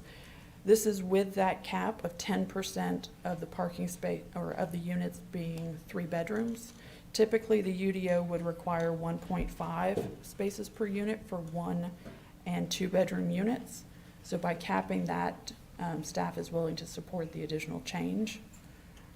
And then this is also intended to reduce the number of parking spaces in order to maximize green space and promote the use of public transit. As I mentioned earlier, the apartments only designation was done in order to help support transit along these areas. The non-residential section will comply with the UDO and are not requesting an additional reduction. And then the applicant is proposing that the electric vehicle parking spaces will be calculated based on the number of spaces required by the UDO, as opposed to the reduced parking ratio for the PUD. So instead of 5% of the reduced parking ratio, it's 5% of the original UDO designation. About Just how many- making sure. How many spots are we talking about? I didn't do the math, but I can promise you it's more. It's like 2 to 3, maybe 4 different I think so. around there. It's the delta. And of course, the PUD will be served by Apex Water, Sewer, and Electrical Systems. There is a very basic layout on here. The water and sewer is primarily all in the existing streets, so it's easily accessible. There is a variable width Duke easement running along the front of the property, but that will be planted as well. And the ultimate design for the utilities will meet the current Apex master water and sewer plans. I wanted to show you the lovely elevations they provided us and the non-residential. Then the proposed PUD will meet all the town's stormwater requirements. They're proposing to treat, to study and treat the 24-hour, 1 and 10-year storm events. And due to site constraints, it's proposed that there will be underground stormwater detention in these areas. If you see these kind of brighter blue aqua sections here, those are the approximate locations. Now, those may change once the engineered drawings come in, but those are roughly where we expect those to be. Based on the requirements, based on conversations with the town stormwater engineers, this should prevent any increases to stormwater runoff to any of the neighbors to the north. The drainage basin runs basically along the Laura Duncan here, and then along the railroad, and then all of it drains to the north to this general area. The town standards for stormwater actually exceed what town of Cary requires, since they only require the 1-year storm quantity and not the 10-year as well. So our standards are already above and beyond. Underground systems also store and release the same amount of water that happens in above ground systems. The stored water is fully released in 2 to 5 days, just like with an above ground pond, and they drain completely dry. The filtering mechanisms are a little bit different, but they remove all the same amounts of nutrients and sediments as above ground ones. Per the Apex Transportation Plan, North Salem Street is designated as an existing 3-lane thoroughfare. The developer is proposing to dedicate any right-of-way or easements necessary to accommodate the improvements listed below. On this particular slide, I have highlighted or marked up traffic improvements and sidewalks in a color-coded scheme. Everything in red is going to be required with the residential development. Everything in blue will be a part of the commercial development. So the bike ped map shows sidewalk along the east side of Laura Duncan Road. So it will come down through here. And then a greenway connection to the town of Cary Greenway, which is what this orange line is. Sorry, I couldn't make it red, it was already there. The PUD will also provide sidewalks along both sides of all internal streets. So on this side of Laura Duncan, there is already an existing sidewalk. If that's impacted or damaged in any way, the developer will redo that with the residential development. There will also be extension of sidewalk here along Camden, and then also along the south and eastern side of Camden as well. The developer has committed to ensuring a safe paved pedestrian route from Linville Village here to the north, south to Laurel Park Elementary during construction. This condition was actually added after staff conversations with some of the adjacent neighbors. In addition, they've agreed to limit the access points along Laura Duncan Road. One of those will be for the easternmost parcel here and will line up with Camden. And the other one will be on this northern side here, the northwestern point. And we ask that that be positioned as far north from the Camden intersection as possible to get adequate spacing there.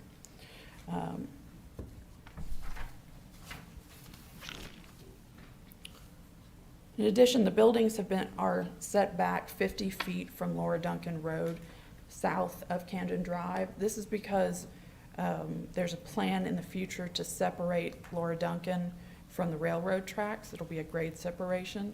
I think that the plan is to go under the railroad, but that hasn't been designed yet, and I mean, who knows? But that's the plan at the moment. And we ask that they do this so that we don't have to worry about coming in and condemning an apartment building later on. This will keep it from impacting the town as much as possible and prevent more angry neighbors in the future when that happens. In addition, they're asked to, for the residential section, they're asked to lengthen the existing eastbound left turn lane on Old Apex approaching Cary Parkway. Sorry, but that's just a little bit off my map, but it'll be this way. To the maximum extent possible by restriping the existing median island. They're also committing to installing the remaining 2 legs of the crosswalk at Laura Duncan and North Salem, assuming the approval of DOT, CSX, and/or the town of Cary. In addition, they are proposing to build 2 bus stops on either side of North Salem Street for the future line. The final location will be determined during plan review, but they're also proposing to construct the sidewalk on the south side of North Salem from the bus stop east to the intersection as well. With the non-residential portions, the applicant is going to, prior to non-residential site plan, they'll conduct a warrant study for a stoplight at North Salem and Salem Church Road. They'll also construct the sidewalk along the south side of North Salem Street from the bus stop west until the edge of their property. And then they'll be dedicating approximately 1/4 acre of right-of-way for a future roundabout at North Salem and Salem Church Road, as well as widening North Salem Street to provide a 2-way left turn lane between the driveway axis here, where'd my mouse go? There it is, and Salem Church Road, so in that general area. The developer's traffic consultant compared the proposed project with the maximum build-out possible for these sites under the existing zoning and found that the existing zoning has the potential to generate 5 times more traffic. Even if we assume that the existing zoning will be half as big as this table assumes, then that's still 2.5 times more traffic than this project would generate. In addition, the Apex EAB met on August 19th, 2020 on this project and recommended 10 zoning conditions. The applicant included all of them except 2. On your staff report, those are listed as not included. First of those is because it was to request a wet pond be built. It can't be included at this point because of the site constraints. It's a very tight site, so it's unlikely that an above-ground detention system is going to be able to be built, making underground more likely. And then the EAB also requested an additional 6 trees to be planted throughout the development. primarily around parking areas, and the applicant stated that they didn't feel comfortable making that commitment at this point, but they will commit to planting as many additional trees as they can fit on their site. Parks and Rec reviewed this on February 23rd and recommended a fee in lieu with credit for construction of the Greenway Trail. And planning staff recommends approval as proposed by the applicant. I am happy to answer any questions that y'all may have. I know that one was a little long. Thank you, Ms. Mayo. Questions? I had three. Okay. One was about stormwater. And so I've been on that field when it's been a downpour, and it was like a river going across that field. So is the way it counts for the pre-development stormwater calculations, does it count it as like a clay field like it is right now, or does it count as like a natural area that would allow some, percolation of the water? How's the pre-development calculation done in our stormwater ordinances? Do you know that depends? I don't know exactly whether it would be counted as the clay grass field that it currently is, or as for the comparing it to, say, a hay field on a farm. I'm not 100% certain on that. Okay, because if it was like a forest, it would definitely not run be off. counted as a forest. It would not be counted as a forest. Okay.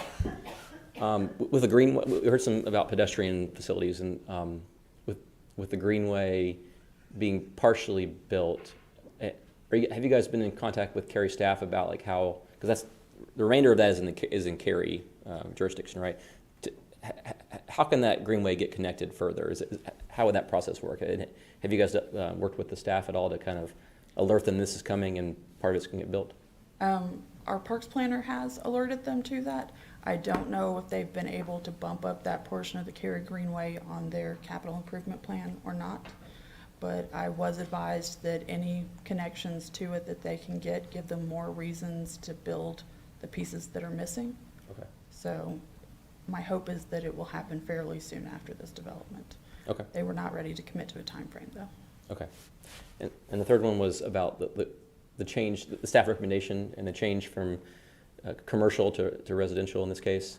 When I first heard about the development, my first thing was, I don't like losing commercial possibilities for jobs and for shopping and all that.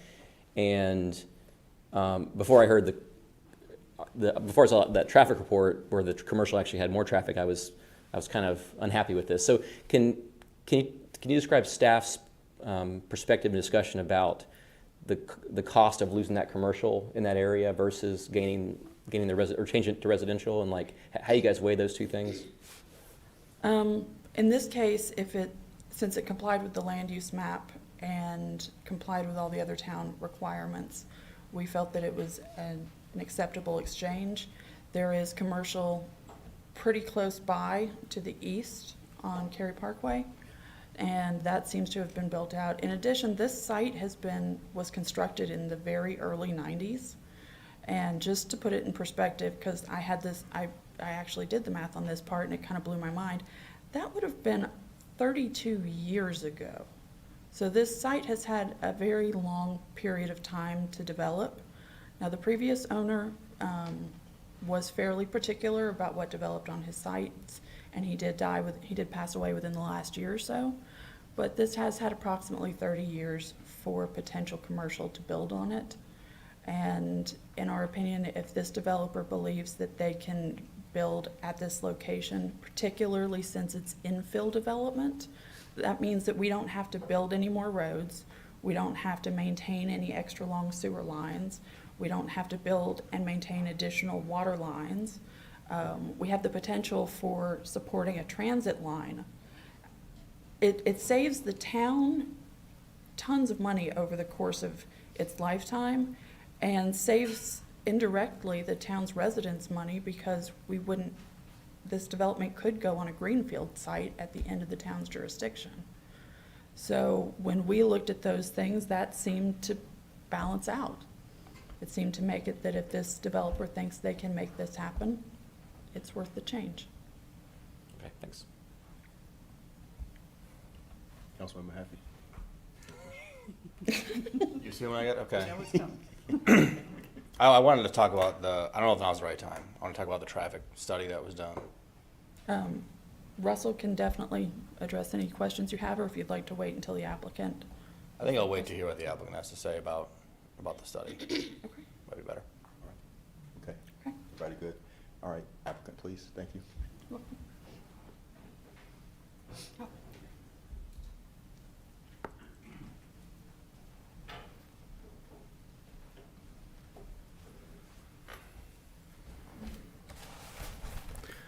Good evening, Mayor, members of the board, Council. Michael Birch with Longleaf Law Partners, here on behalf of the applicant, Castle Development Partners.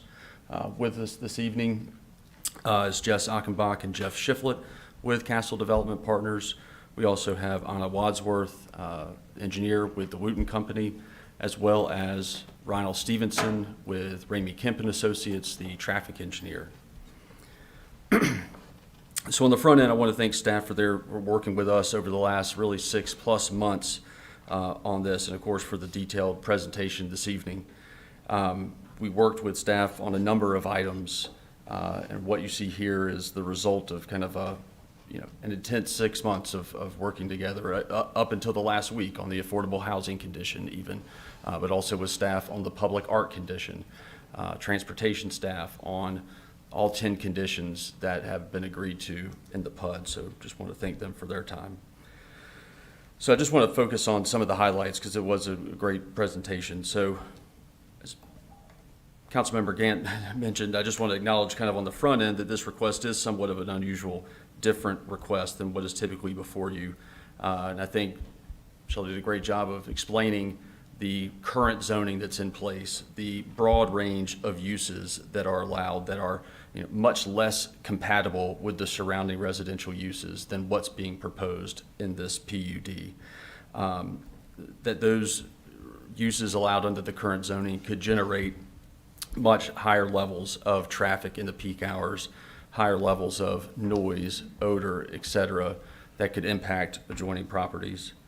And then, of course, that development under the current zoning would be subject to less stringent standards. And again, that table, kind of a comparison of the zoning that is and the standards that are applicable to the property today versus what we are proposing in the PUD, particularly in terms of stormwater, buffers, and height. So again, I think that was kind of well discussed, and we think that the proposed PUD results in less intense uses, less height, less traffic, results in more stringent standards, stormwater, buffers, setbacks, and also, and maybe most importantly, provides a number of public benefits to the town that would not occur without the rezoning in terms of affordable housing, public art, and those transportation and pedestrian improvements. Again, Shelley highlighted that this request is consistent with the land use plan and council's action back in February of 2021, adding the apartment-only designation to this property. And that was really also the impetus for this particular developer. It was in direct response to that council action that they pursued this site and have pursued this process. I want to focus our next comments on how the PUD addresses the concerns that we have heard throughout the process at our neighborhood meeting, conversations with staff, planning board meeting, etc.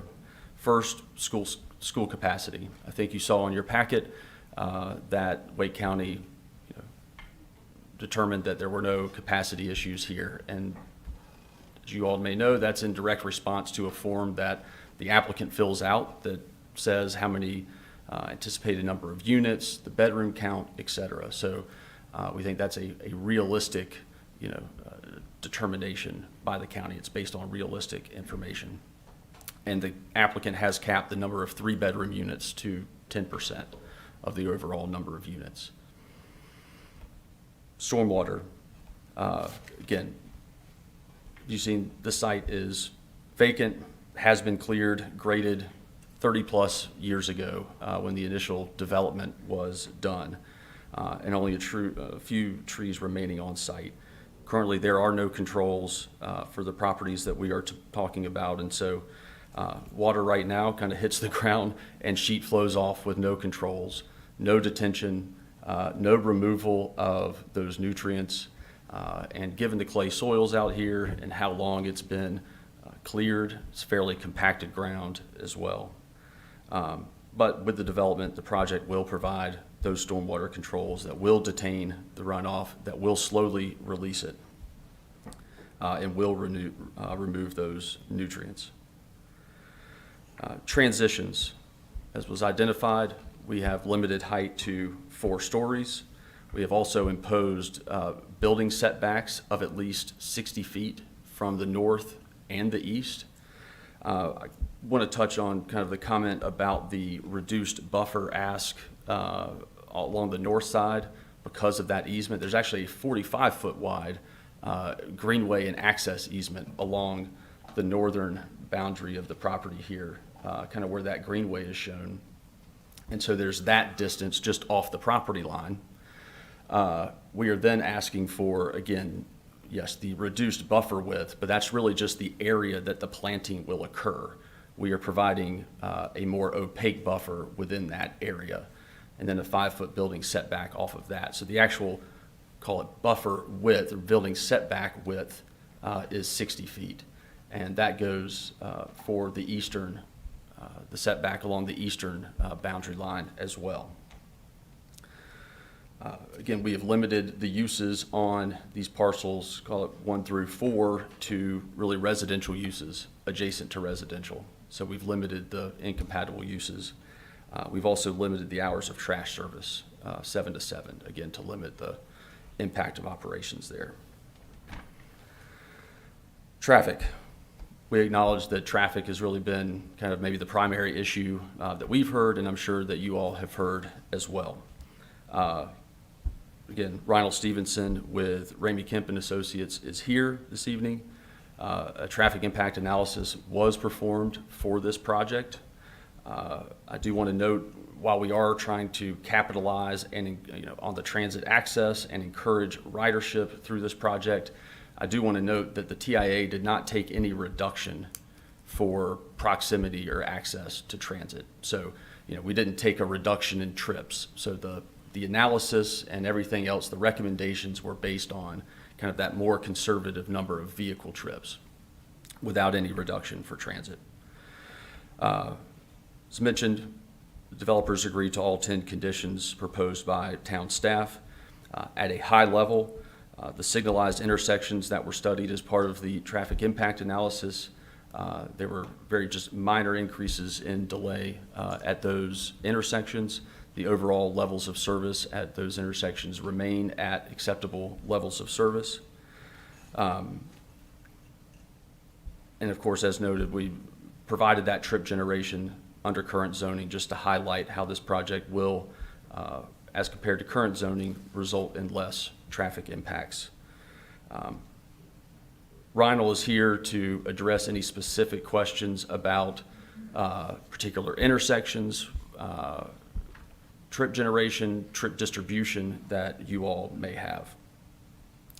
And then finally, just want to highlight and emphasize the public benefits that are associated with this rezoning, kind of as conditions of this rezoning. The affordable housing, we're now providing affordable units that are affordable to those making 60% of AMI. The reason that this condition changed is because the new AMI numbers came out very recently. As you might expect, those numbers went up, and so town staff still wanted to address and target affordability for that kind of lower level of income, and so we shifted that to the 60% AMI. Again, the public art condition, the donation to the Citizens for Apex Parks for the installation of public art there, the number of environmental conditions that were identified, as well as just from a code basis, over $500,000 in parks fees with the credit for the greenway as well. And then, of course, the pedestrian improvements that were all well highlighted by staff, and don't want to reiterate those. So we appreciate your time, your consideration, your input throughout the process in guiding us and getting us to this point. And our whole team is here to address any questions that you all may have or address any questions that the public may have. Thank you. Thank you. Any questions for the applicant? Sure. I want to discuss the traffic impact analysis that was done here. Great. Bring it up, Mr. Rondell Stevens. Good evening. Hey, how's it going, man? Good. Cool. So I'm not a traffic engineer, but when I was looking at this project and I saw 240 units, my assumption was that the traffic impact analysis would show, I guess, more trips and a heavier impact on the surrounding area. And I expected to see with the project, you know, traffic lights here, extra lanes there. But the traffic impact analysis that was shared with us shows, I think it was on a slide earlier, 80 trips or something. And then you divide those 80 trips amongst the various routes, and yeah, I'm not sure where it went. That's okay. Let's forward a little bit. Oh, there. Yeah, there it is. I went in the wrong direction. Where are we at? Yeah, 25 trips entering, 85 trips leaving. Yes, You sir. know, and 8148. And you divide that amongst the various egresses, and you're looking at a dozen cars going down Salem, a dozen cars going up, you know, east and west and everything. So could you walk me through how you came to that number when you looked at from the number of units? How'd you come to the conclusion that there's only going to be 85 trips leaving here? Yes, sir. That's a very good question. And we use the Institute of Transportation Engineers trip generation data. And what that is, it's a nationally accepted and recognized data methodology for calculating and estimating trip generation for various uses. It's for, I would say for uses like this, a lot of residential uses, there is a lot of data available. So the way they do it is they actually take data, actual counts at existing developments for this type of use. They take those counts, they process them for a lot of different sites, and they apply a lot of statistical analysis to it to say, you know, on a per unit basis, this is how many trips would come from this particular use. In this case, a multifamily or apartment dwelling unit. So that data is constantly being refined and updated. As more uses are available, there'll be a call for data. They'll collect all this data and update it.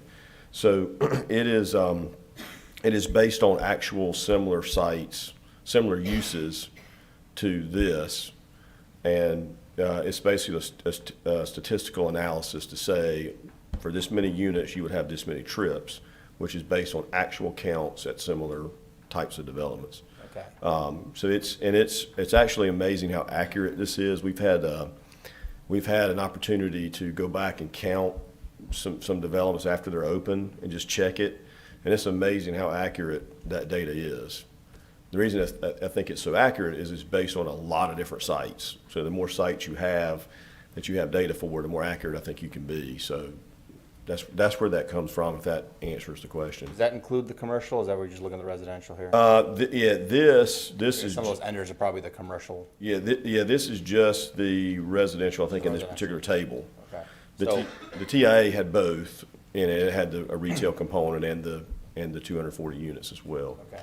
So Yes, sir. just to maybe restate what you just said, is it correct to say 220 units, 240 units rather, at this certain mix that you have, a 3-bedroom, 2-bedroom, 1-bedroom, you know, that generates 85 trips based on some formula, and that's all studied. Is that right? Yes, Are there sir. any credits here about like saying certain number of people are going to walk to the school so they don't need to drive? No, sir. Nothing about, and we already said there's nothing about the bus. That's just Correct. 220 units produce that much traffic. Correct. And yeah, and as you mentioned, I mean, we would expect some. Actually, another thing I'll point out that's not really taken into account here is the typical mix of this would, and forgive me because I don't know the exact number, but the typical mix for that the data is based on would have more 3-bedrooms in it than what we're limiting to.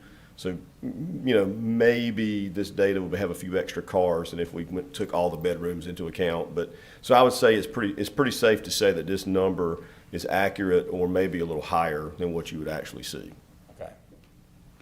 Yes, sir. In terms of the signal study that's being done, if that warrants a signal as a condition here that you guys would provide that signal?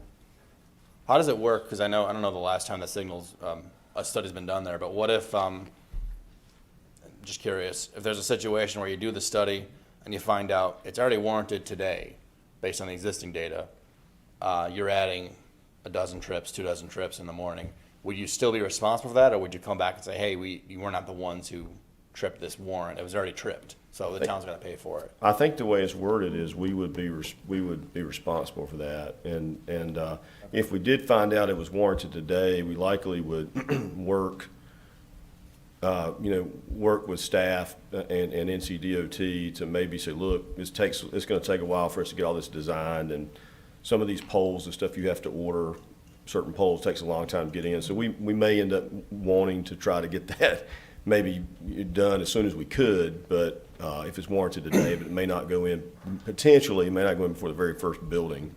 So, and I don't know that we would ask that, I just want to throw that out there, so. I'm just curious. I noted, and it was noted in some emails from residents, that the intersection of Laura Duncan and Cary Parkway wasn't included in the TA, and I asked this over email, I think to Michael or some other people, and the answer was,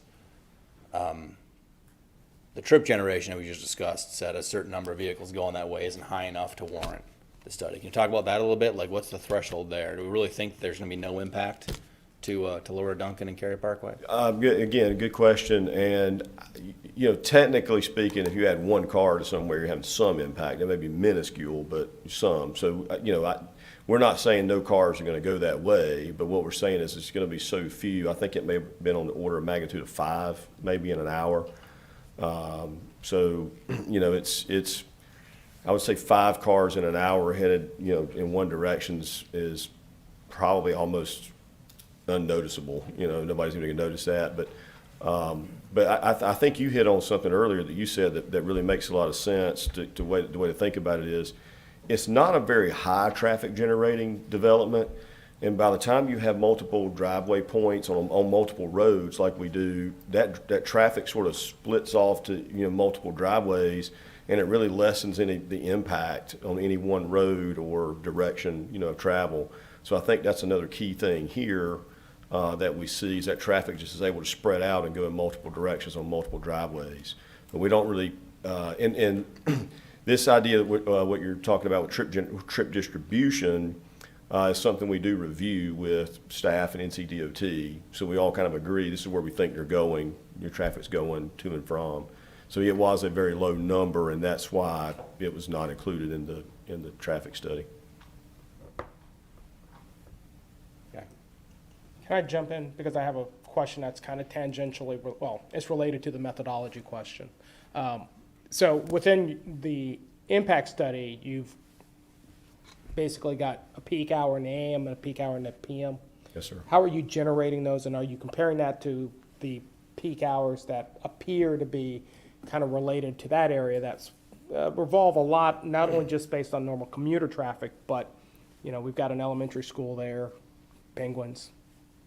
Sorry, Yes. kid goes there. So, but, it seems as though that I don't know whether or not this impact study is actually incorporating some of the real-world variables that are there, and I think that's a big concern that I saw within a lot of the emails that we were receiving. So can you speak to that? Yeah, absolutely.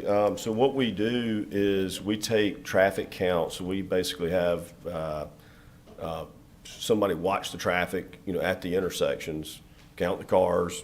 We get a report of how many cars are coming through there in each direction of travel at the intersection. Each movement, each direction at the intersection. And then what we do is we take the very highest period and their highest 1 hour period. So that typically occurs between, it's typically around 7:30 to 8:30 or 8 to 9 in the morning, and then usually around 5 to 6 in the afternoon.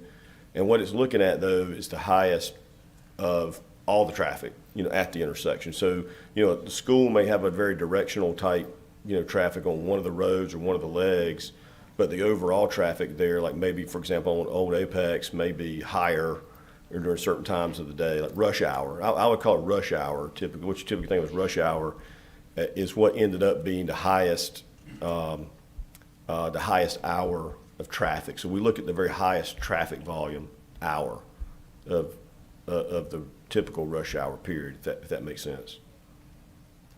So we're trying to look at the very worst hour if we can. Now the schools do have very heavy traffic for 20, 30 minutes in the morning, 20, 30 minutes in the afternoon, and that traffic is heavy at times. What folks do, particularly in this development, being residential, is, I know because I do it where I live, and I do other people. We talk about this a lot. We're traffic folks, but is what time that congestion is going to happen. It's the same time every day. So if you live here in this development, you're going to avoid those times. So if the traffic's really heavy from 8:30 to 8:45 or whatever in the morning, or 8:30 to 9, you're going to leave before that. Certainly if you can, you're going to leave before that, and you're going to avoid it in the afternoon. And typically the afternoon doesn't really overlap, with the rush hour people coming home. The schools get out, that traffic's usually cleared out before the rush hour in the afternoon, when people will be coming back home, to this development. So it's usually the overlap with highest development traffic, usually, and school traffic. That overlap usually occurs in the mornings. So, but like I said, you plan around that, you leave. You live here, you know what time the traffic's going to be a little backed up because of the schools, so you just leave at a different time.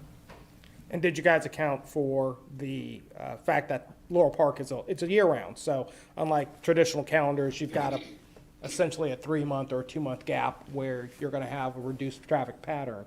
Here, you've got a constant, persistent traffic flow that's going to happen year-round. Yes, sir. When we do our data collection, that's one of the main things. That's one of the first things we do is we call the schools, look at their calendars, and find out when they're open, make sure they're on a normal day, and that's when we want to take our traffic counts.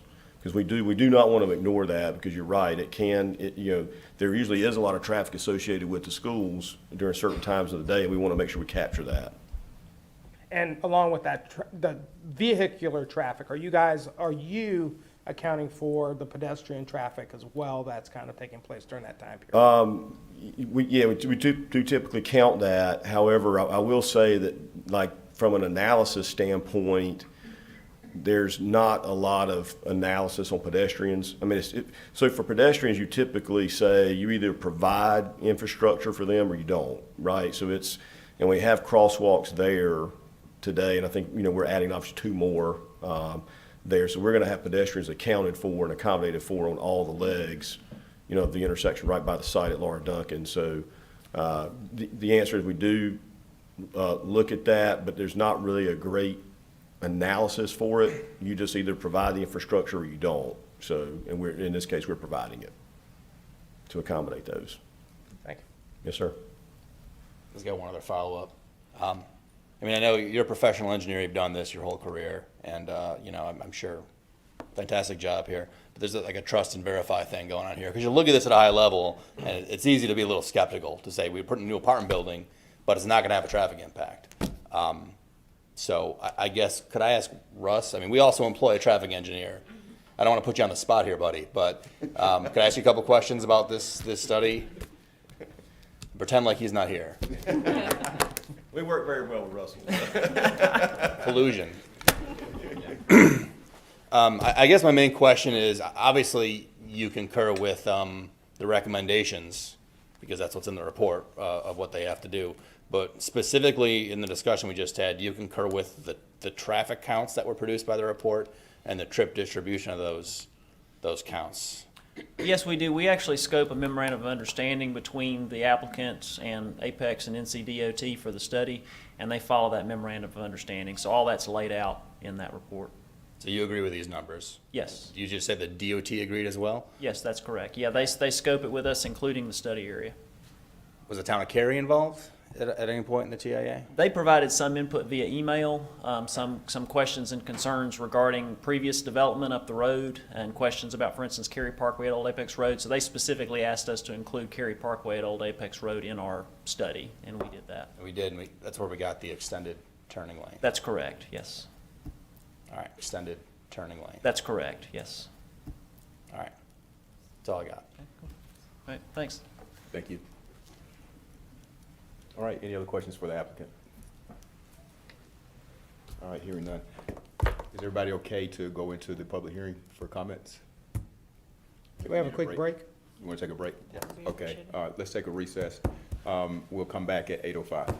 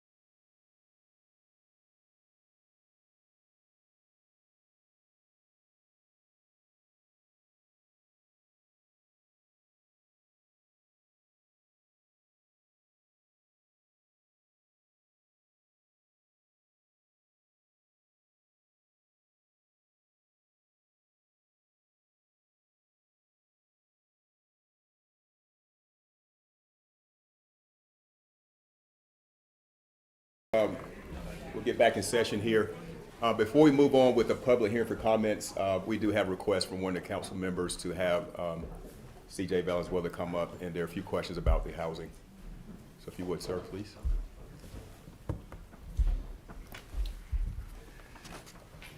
Good evening, Mayor and Town Council. How are you doing? C.J. Valenzuela, Housing Manager. Put together a couple slides just in anticipation that there might be a question or two about affordable housing. So here we are. So how did we get here? Let's take a look. So I do want to say that the applicant has been very responsive with working with staff and getting back to staff, and we went all the way down to the wire. We'll show you why here in a minute. Officially, the applicant has submitted 3 different proposals to the town. The very first one started off at the highest AMI, which is the 80% AMI. Round 2, or proposal number 2, sharpen your pencil, come back 70%. Then HUD changed their income limits recently in mid-stride. And so their most recent proposal before you is at a deeper affordability at the 60% AMI. So what I put together for you, for the public, for those watching, to let you know that HUD just changed their income limits on April 18th. So just a couple weeks ago, in fairness to the applicant, we had to go back in real time. Staff redid analysis. We had an unprecedented increase in our AMI this year. Our new Raleigh, North Carolina Metropolitan Statistical Area AMI here is $110,100. It went up over $14,000, or just a little over 13%. Now that's good for folks on the income limit side, because that gives them a boost, right? That raises income limits. But on the flip side, it also raises rents, because everything is tagged off the AMI. So it's a double-edged sword. These are the income limits. So if we're looking at 60% AMI, let's just focus on that, because that's the maximum. So if I'm a household size of 1, the most that I can make, single person, is $44,940 gross income before taxes. And there's a sliding scale, so the greater a number in the household, the more income that the household can make. So when staff went back to the quick analysis, if you focus on the red, which is the year-to-year monthly dollar increase in affordable rents, the 60% AMI for a 1-bedroom went up $126. 70% AMI went up $148 year-to-year. And an 80% AMI 1-bedroom went up $169 in affordable rents, not market rate, affordable. So when we compare that to what's going on in the market, right now in Apex, the average 1-bedroom apartment here in Apex is running for $1,466 a month. So if the applicant was proposing 80% AMI, that means they can charge $1,605 for a 1-bedroom apartment. That's $139 over market. At 70% AMI, it's only $62 under market. It's just too close. Staff could not recommend that. The goal here is for our residents to access below market rate housing, or AKA affordable housing. So it really comes down to that 60% AMI.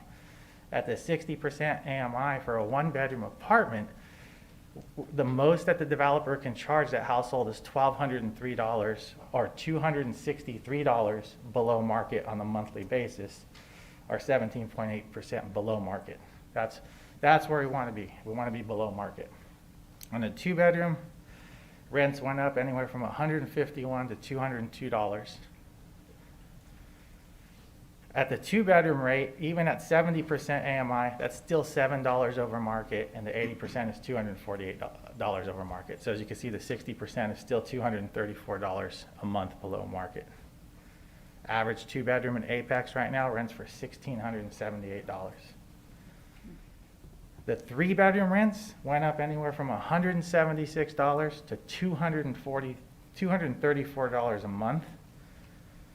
Once again, the 70 and the 80% AMIs are above market. We cannot support that, staff. We went back and asked the developer to revise their pro forma. They did it. If they're going to provide, within their development 1, 2, and 3 bedrooms. When you take a look at a pro forma, you're going to take a look at the average market rate rent. So for a 1-bedroom here in Apex, that's $1,466.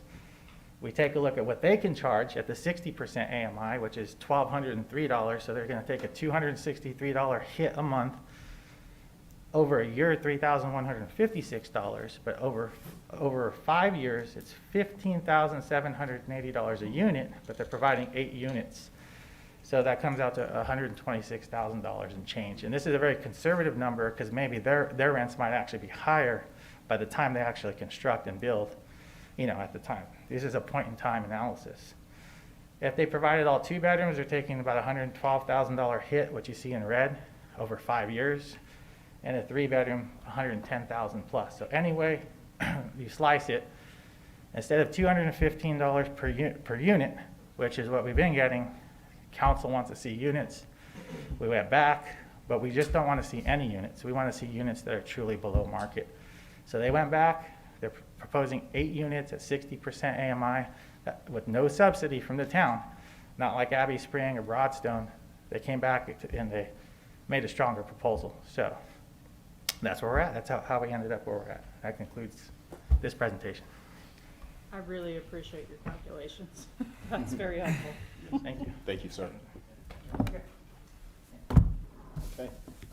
All right, we'll go ahead and open up the public hearing for comments now. And I do want to remind you of your time. You have 3 minutes unless you're representing a group of people, 4 or more. And if you would identify that group of people when you come up. And if you do want to, I guess, recognize some good things presented by someone, you can use the American Sign Language, or you can raise a roof to show that you support what they're saying. So we want to try to minimize the disruptions so we can get through every speaker. So thank you for your cooperation. All right. So the first speaker tonight is John Heering. Would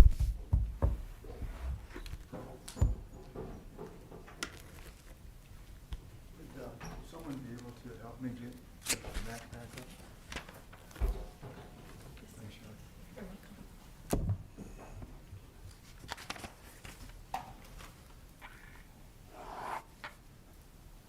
Will this one work, or? Well, remove that piece up there. There we go. Okay. You're welcome. Mayor, council, appreciate the opportunity to be here. My name's John Heering. I live at 221 Lost Tree Lane in Cary. I'm an adjacent property owner to what's here. My questions tonight tailor into the traffic questions that have already been raised up so far. And just an entry, they're looking at 23 units per acre. If you look at nearby apartments over by Costco, you've got a couple developments over in that area, and those are running at 15 and 17 units an acre. So there's about a 40% increase here in density that they're trying to squeeze onto this property relative to that.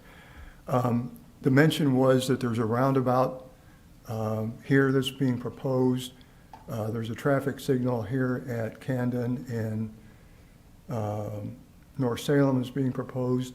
But the key item for me is the intersection there with North Salem and Laura Duncan with the eventual either overpass or underpass over the railroad tracks. When that occurs, currently all the traffic coming on Laura Duncan from either direction typically makes a right or left turn onto North Salem Street. Now that would go away with that overpass, underpass, whatever that happens to be. And now that's going to force all the traffic that would normally have made the turn there to come onto this rounded road, Camden, and now it's all going to be funneled over here to this intersection with Camden and North Salem. So now you've created a residential street that was not intended to have that kind of traffic volume on it. You've restricted the amount of parking to 1 to 3 units per, or vehicles per unit. So now you're going to have street parking to complicate that intersection. You've got 1, 2, 3, 4 apartment access points that are now going to be trying to get onto that street with now having added traffic onto that street that you hadn't had before.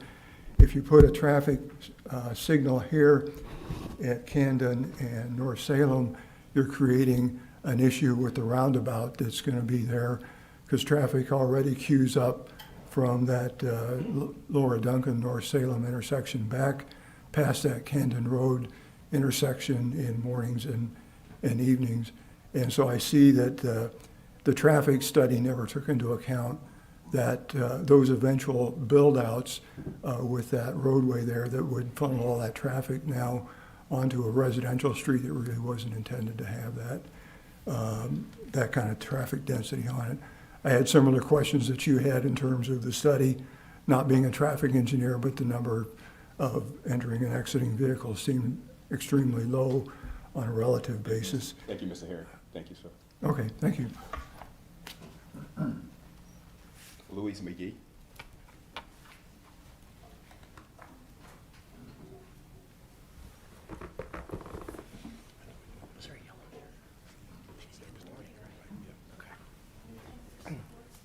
Hey, Julie, can you make sure the yellow light comes on? Hi, my name is Lois McGee, and this is my husband, Brian McGee. And we live on Lost Tree Lane, which is the subdivision that's downwind of the new development to be built. And the problem that we are very much concerned with, as others problems, is the increased stormwater flowing into the wetlands bordering our properties on Lost Tree Lane in the Linville Ridge subdivision of Cary. 7 years ago, we purchased the house that had a dry creek bed bordering the property, which is now presently a gorge. And hopefully, you've seen the video. I sent a video that was done on April 7th. It was 20 minutes when that water was looking like that on the back, following the back of our border. It went down past the next door neighbor's house, and at the end, it's halfway up to his yard, and he gets flooded all the time up to his crawl space in his house. Our street dead ends where the stormwater collects, producing a swamp. So I don't know how you're gonna stop more runoffs coming from the uplands area that's going to trickle down and add to this destruction of property. The topography map shows this area to be the lowest section with high-flowing runoffs originating from the uplands of Cary and Apex subdivisions. The property owners located near the dead end have severe erosion and experience water flooding in the crawl space.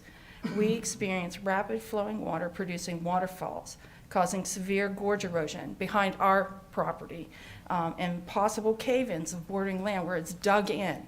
So you're afraid to almost stand on the ground, and you might end up being in the water. The Environmental Advisory Board suggested the applicant add a retention pond that will serve a 25-year storm with a maximum residual volume allowed for the pond surface area.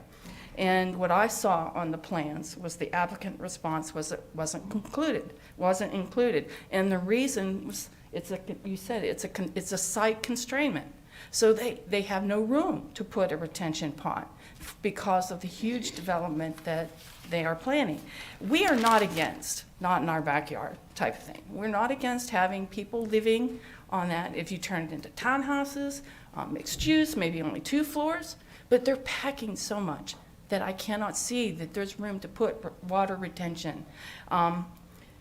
It was suggested to me, I've been trying to work with everybody to find solutions so that things can work for our neighborhood, that we don't get destroyed. And it was suggested that Cary has new development rules, and they're much stricter than Apex.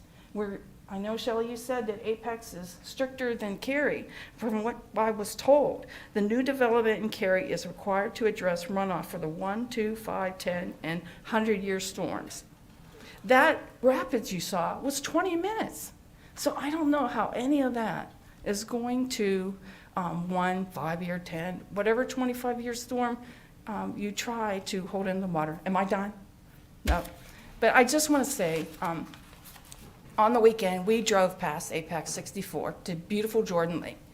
And my jaw was dropping because I could not believe. I saw Sweetwater, I saw all the apartments being built on the right-hand side of 64, left-hand side. I just don't understand really why this huge apartment complex needs to be shoved in that area and make our lives who live in Cary and the surrounding neighborhoods in Apex miserable. Thanks, Ms. McGee. Thank you. Thank you. That's it, thanks. All right. Madam Clerk, is the yellow light working? It's not working? Okay. All right, can you let me know at 2:30, please? Thank you. All right, Mr. Michael Berry.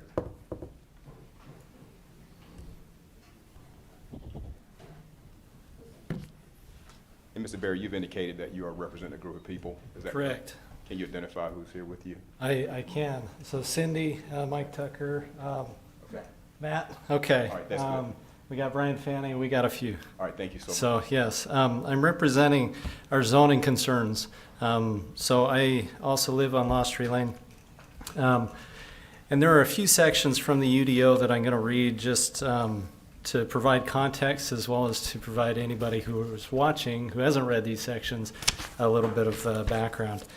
But Article 3, Section 3, let's see, subsection C, I assume I'm using the correct terms there, but it says the purpose of the PUDCZ, Planned Unit Development District, is to permit variations in order to allow flexibility for landowners to creatively plan for site-specific, higher quality overall development of their land in a way that is not possible through the strict application of the minimum standards of this ordinance. And then it goes through 7 different items in which a PUDCZ must adhere to, if I'm reading that correctly.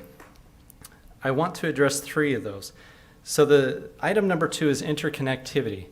It says ensure interconnectivity between uses and adjoining developments. Now, I don't know if you've ever taken those speech courses or whatnot, but they say, okay, go look at the definition, and that makes a great speech. But I'm not great, but I wanted to point out a few things about the word interconnectivity. It means to join or fasten together, usually by something intervening, or to place or establish in relationship, or to have or establish rapport. When we're talking about interconnectivity between the adjoining developments and this development, is that happening? We're concerned that it isn't happening. There's a disconnect. And planning board, a lot of these disconnects in that planning board meeting were brought up. But over the last 8 months, the developer has listened to our concerns. However, they are not addressing the critical ones. And they'll be addressed here. Mine is the zoning. But item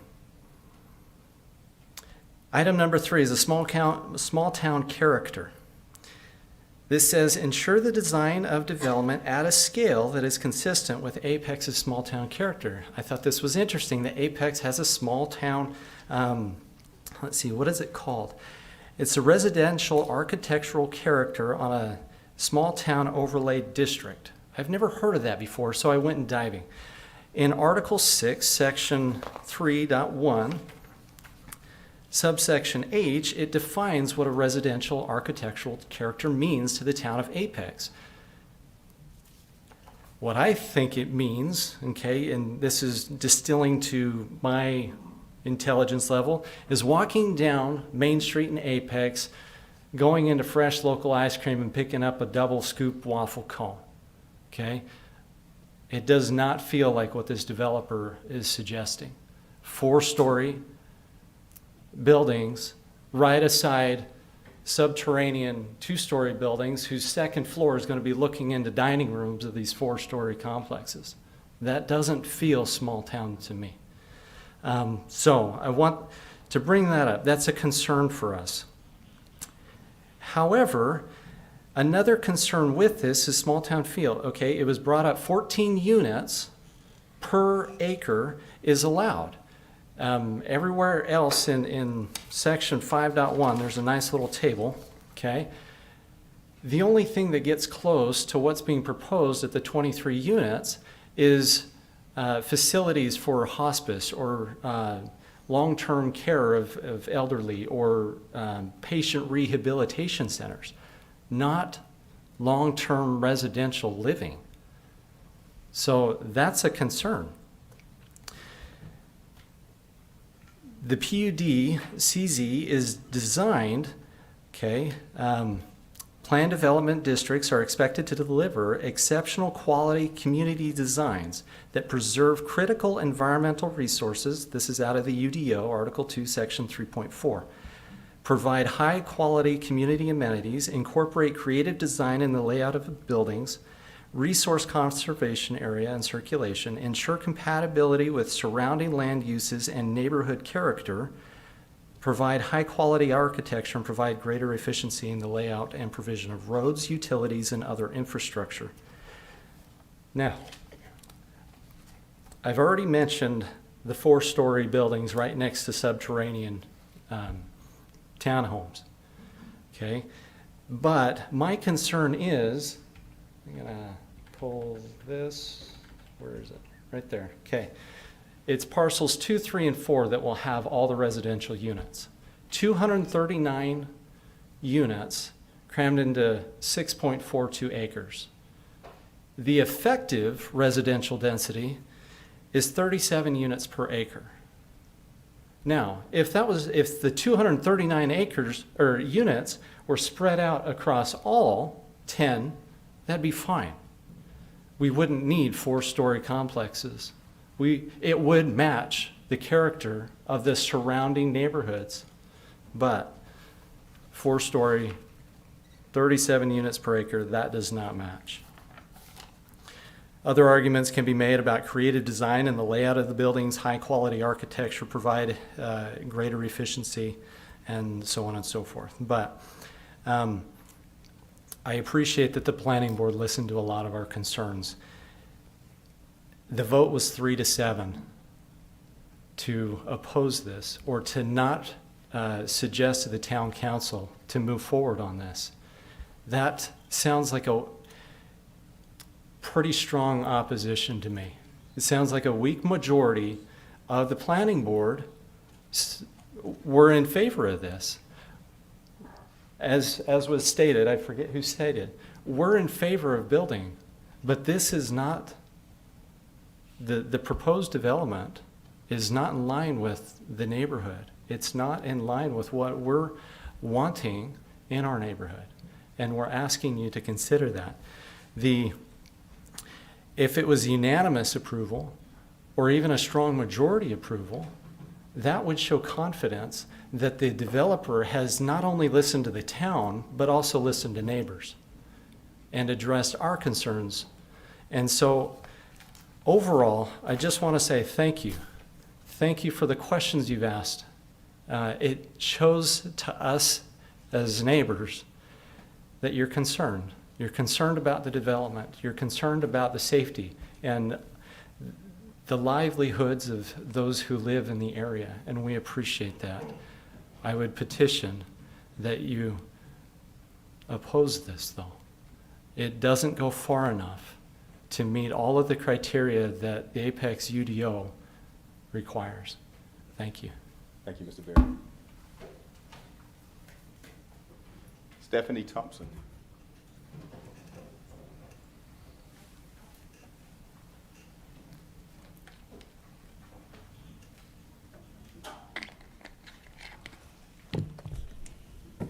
Thompson, you also indicated you have a group here. I do have a group here. This is my group. Okay, very well. Back here. Madam Clerk, 9 minutes, please. Yes, thank you. A group of us neighbors got together to organize our thoughts, and I've been asked to speak about traffic concerns, hot topic of the night. I do really appreciate the reality check questions earlier, and I invite you to trust your gut on some of the responses that were given with that. In the staff report that was met with divided approval from the Planning Committee last month, there's a section on legal considerations. There's one part that stood out to me. This is what it says. The applicant shall propose conditions that take into account considerations relevant to the legal determination of whether or not proposed rezoning request is in the public interest. Number 4 on the list of those considerations includes this statement. The design of the proposed CZ district uses minimization of adverse effects and avoidance of significant adverse impacts on surrounding lands regarding trash, traffic, parking and loading, etc. As I've looked more into the traffic implications of this proposed build, I've come to the conclusion that it would cause significant adverse impact on the area's traffic. Since you make the legal determination on whether this actually would be in public interest to proceed, I'd like to draw a few things to your attention.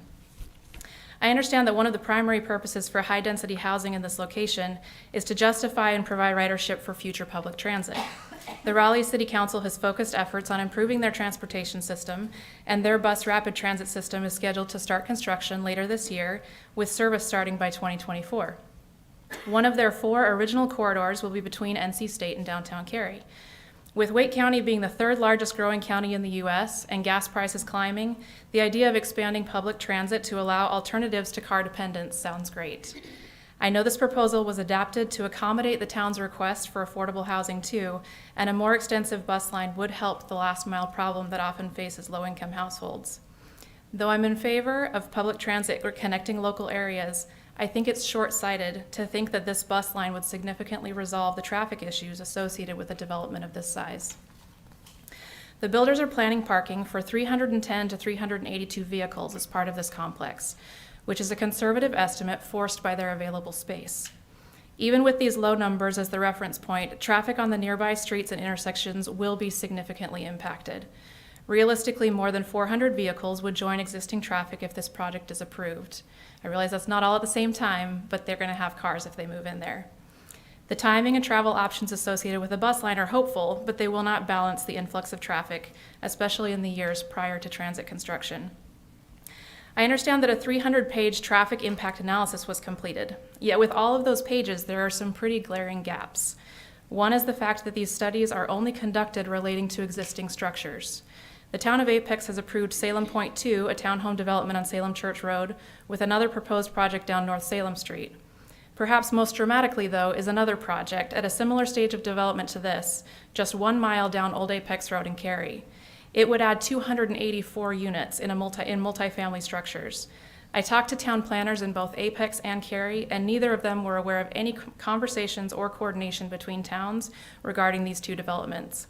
If both are approved and built, the impact on Old Apex Road, North Salem Street, Cary Parkway, and Laura Duncan would be huge, and it would likely hit all within a matter of months of each other. In the Cary traffic impact analysis, 4 of 6 intersections analyzed for capacity were flagged for improvement needs. I don't know what the town of Cary will decide on this, but I encourage you to take a step back and make the effort to coordinate with them. If that doesn't happen, planning teams on both sides may find themselves with a rude awakening in the traffic department when it comes to execution of these plans. Another item on the traffic study. The data presented in the staff report that's been referenced a few times tonight illustrates a false dichotomy that was also presented in the recent planning committee meeting. The concept that our only development options here are to keep the current zoning and have a very large commercial entity on those lots, or rezone and go with this specific apartment complex at 239 units. Those 2 options are how the hypothetical traffic numbers were compared, and in comparison to a very large, as they said, maxed out commercial complex, the apartment numbers look relatively insignificant. But let's reframe that. Rezoning to high-density housing doesn't have to mean accepting this large number of units. There are other housing development options that would have less adverse impact on this than this proposal. According to the study, this complex would produce about 1,800 trips in and out per day. There's been some talk tonight about that dispersing between driveways and the traffic, and there was reference to 5 more cars per hour across that intersection of Old Apex and Laura Duncan, which for me brings up questions of whether or not these people have actually been to these intersections. The 1,800 trips in the tight space of that corner lot is a lot. And it is well within your purview of public interest to request housing options with less jarring traffic implications. I talked with C.G. Richardson, a homeowner who lives right by the intersection of Salem Church Road and North Salem Street. She expressed concern at how dangerous turning left from Salem Church onto North Salem Street is at that intersection. She has seen, heard, and captured on her security camera 6 accidents at that spot in the last 6 years that she's lived there. And she described the stress that those neighbors feel trying to get out of there to drop kids off at school and just get over to Food Lion. That's now. Now think about it with 400 plus more cars with their home base around the corner. School buses and childcare transportation also sit at that precarious spot every day trying to get across safely. It's already dangerous, and the density of this complex would undoubtedly make it worse. This past weekend at Peak Fest, the town of Apex had a large poster displayed, illustrating a map with public safety concerns and a high crash injury network in Apex. I have pictures of this, but hopefully you've seen it already. There was a map key on the side with different colors used for the number of public safety concerns on different roads in Apex. The map was colorful in various parts of the town, but I found it interesting that only one stretch of road in the whole town of Apex was orange, which indicated the highest level with 10 or more concerns, and it was also pinpointed as one of the top 12 crash severity signals in the town. Guess where that is? It's on Laura Duncan Road. It's a straight shot from this complex to add dozens of cars into the mix. As you consider development decisions, please make sure departments at the town are not siloed in their information. This is a case where communication could literally save lives. This leads me to proposed mitigation efforts. For starters, I couldn't help but notice how many escape clauses there are in the plans for these developers to not actually have to deliver on the sidewalks, crosswalks, restriping, and other traffic accountability measures. Specifically, there was reference to a warrant study on Salem Church North Salem Street intersection, which I heard referenced in these slides that it actually would be moving forward, that's progressed since the language that was in the report that I read. That said, that if the Apex staff directs them to do it, and if the study warrants a traffic light, and if NCDOT requires it, the developers would have to do it. But if those boxes aren't checked prior to building, the developers are completely off the hook and don't have to do anything there. This was referenced earlier, and the traffic engineer gave a different response to this, but if you look at the language, that is how it's written. I would add a side note here also that the warrant study, when it is conducted, would probably not reference that Cary complex down the street either. The town of Apex has suggested the idea of putting a traffic circle there, and I followed up with our town planner to learn more about that idea.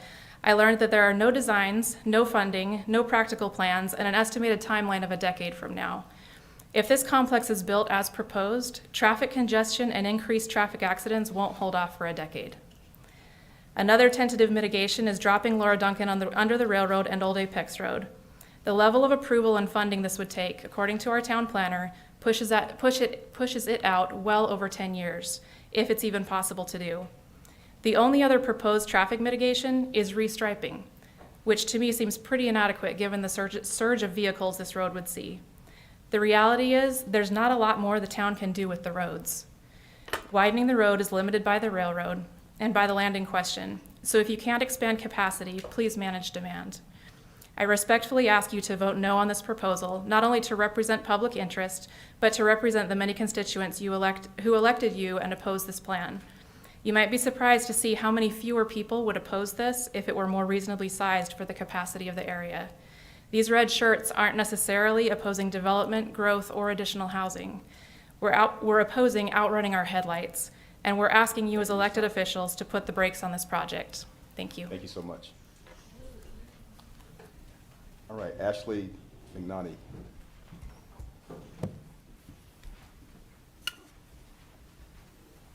I live about a minute northwest, directly walking through the forest of where this planned development is going to be. Could you give us your address for the record, please? Oh, yes, sorry. And name, please.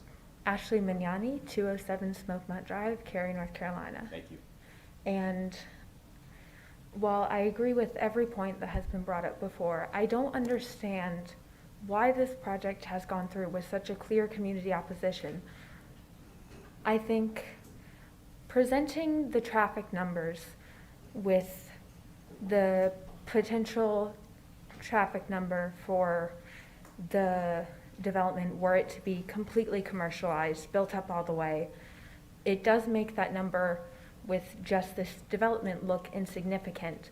I do not think that that number is insignificant, considering at this moment there is nothing on that land. It is just clay and dirt. So I do think, especially with the consideration of an elementary school, I know that WCPSS has said they expect to be able to handle the number of students coming in. I do not disbelieve that, but I do think that that would be with the allowances of trailers coming in, classroom teaching, in those trailers, large classrooms, especially considering with the type of people that would usually move into these apartments. I know in my experience with my friends, that's usually been families with small kids, young people, and maybe like one or two elderly people who want a small place to live.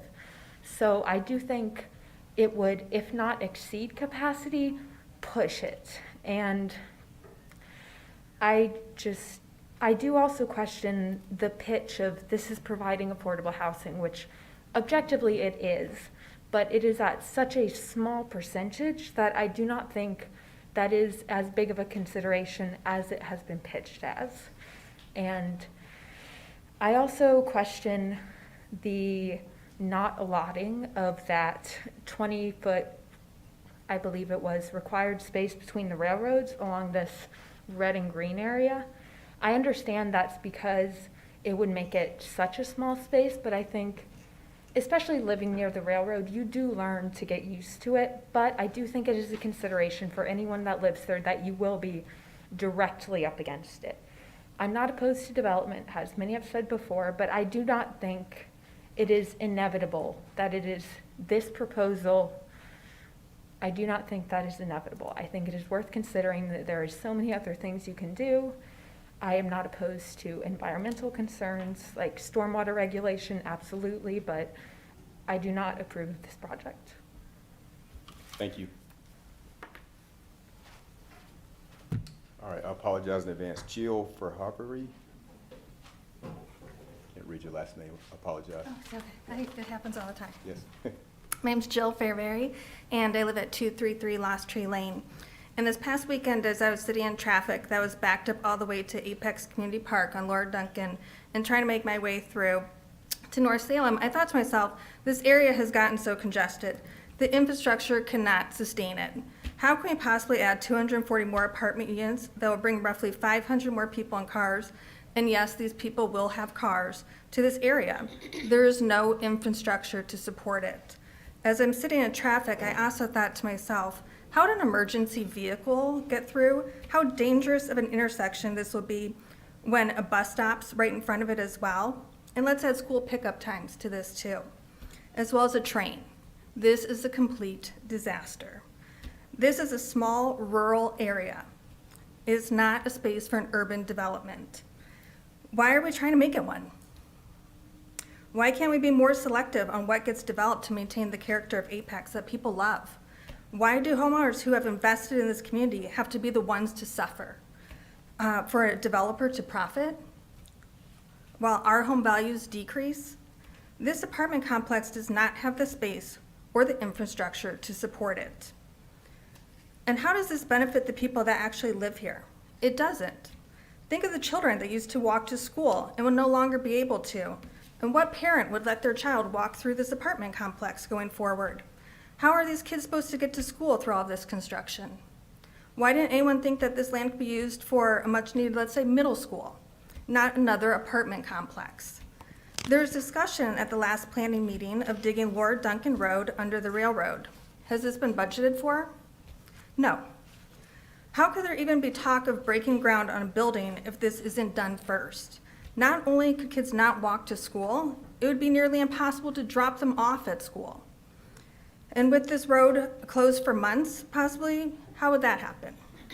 Is there budget to widen the lanes on Old Apex or add the traffic light to Lord Duncan and Southwest Cary Parkway that we just discussed is one of the most dangerous streets? And I personally have to turn left frequently across it. 2 double lanes is nearly impossible.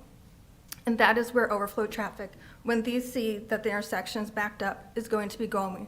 There's much more than 5 cars. And is the infrastructure in place to add a traffic light and completely redo traffic flow at the main intersection that runs to it at Southwest Cary Parkway and Old Apex, to add another traffic light immediately following it? Have additional police officers and firefighters been added to the Apex budget?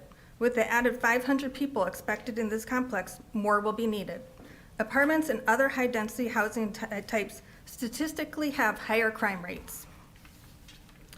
This area should not have been designated for apartments. Please correct this wrong. Please keep Apex a community that values its members and safety. Thank Please. you so much. Thank you. Gregory Lyon.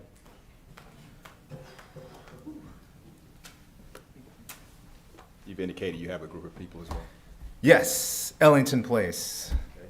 Can you please identify your group? That's why I'm here. They're pretty like, yeah, you just go do your thing. Ellington Place, yeah, honestly, everyone I talk to are like, yeah, man. Can you wrap it up in 3 minutes? Huh? Can you do 3 minutes? I believe in you. All right, let's do it. All right, ready? Okay, Gregory Red Mountain Lion here. Just want to summarize a couple things really quickly. We talked about traffic. I'm going to hit that really quick. The study you talk about that you did a lot of effort on, it's just fallacy. It's just make-believe. It's just out of fantasy. Because even as last month, WRL says traffic's still not back to pre-COVID. Ergo, your study is still not to pre-COVID level. It's 20% down. Furthermore, in the study, traffic that you, Town Council, 2045 traffic study, says there's 10 to 15,000 cars on that road a day. Yet his study says with 220 apartments, it's only going to be 9,000. Therefore, I apologize, your traffic study is pretty much bunk.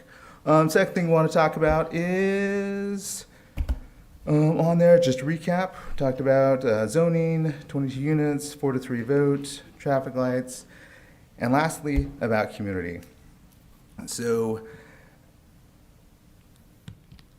when you go up North Salem Street, coming from, let's say the car dealership, and up the road, you see the giant pole.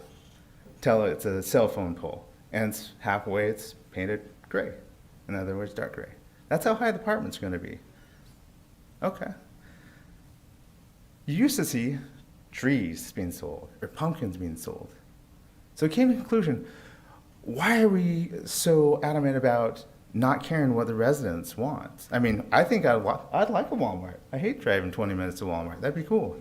More importantly, wouldn't it be awesome is on this site plan, why is it the RCA way over there? Couldn't we put it right in front where the trees, Christmas trees and pumpkins used to be? Why don't we make a community? Why don't we be able to have commercial and residents? That would unite the community. Take my kids over to the bakery, get some donuts, get some crepes, hair salon, childcare, which we all know is needed. Encompass all the angst of all of us who live around and make it in a positive. So we're like, oh yeah, I can't wait till this thing's built. There's gonna be so many bike shops gonna be there. We want to be part of the community. And furthermore, if we're gonna have RCA, why don't we have like a splash pad or something? I mean, think about it. Everyone would be amped about this project. Everyone would be totally voting for it. Just incorporate the needs of the community into this project, making this entire housing project part of the community. Just want to close this. This is Apex. Thank you, sir. All right, that was the last speaker tonight. We'll close public hearing for comments for this item. It's back to council for, I'm sure, discussion leading to a possible motion. Could I ask a question, Mayor, of the applicant or staff? Based on the comments about the stormwater concerns, does the applicant or staff have any other comments they would like to add about that? So I actually thank you, Councilmember. Wanted to let Mr. Gant know that I checked with our stormwater staff, and they confirmed that the stormwater analysis will be based off existing conditions at the moment. So at the very least, it won't get worse. I can't necessarily guarantee it won't get better, or that it will get better, but at the very least, it won't get worse. I did also wanted to let you know that one of our stormwater engineers did go out and meet with Ms. McGee and Mr. Cook on yesterday, actually, to discuss their concerns about the stormwater analysis. Ms. McGee's property is immediately abutted by the stream that she sent you all. You may have seen the video. But that, according to our stormwater engineer, that stream is functioning exactly the way it's supposed to along her property. Where it is jumping the creek bed, however, is further down the street where Mr. Cook's property is at the end of the property. I thought I had an aerial that would show this. Mr. Cook's property is here. Ms. McGee is here, just to give you an idea. But part of the reason why it's jumping the bed there is there's a stormwater outlet pipe that runs along the southeastern property line of his property that discharges perpendicularly into his site. So if you've ever seen two bodies of water doing this to each other, they kind of lose all their momentum and they just kind of pop out and don't really continue flowing anywhere. He did work with Mr. Cook and this is in Town of Cary's jurisdiction, and suggested 3 or 4 potential options that he could work with the Town of Cary to correct those problems on his property. And his is the site that has water coming up to his crawl space, complete with some staining and everything that was pretty easily visible. So the town has given Mr. Cook a pretty comprehensive amount of information to enable him to go work with Town of Cary and get that problem solved. And by doing that, by avoiding that situation where the water is coming together in 2 different directions and kind of pooling and losing its momentum, that from what James told me, should help additionally with the flow further upstream, because it'll actually keep that water flowing quickly and into this, what the applicant called a swampy area, which is a wetland area in town. If you have any particular questions about the stormwater aspect, I will do my best to answer them.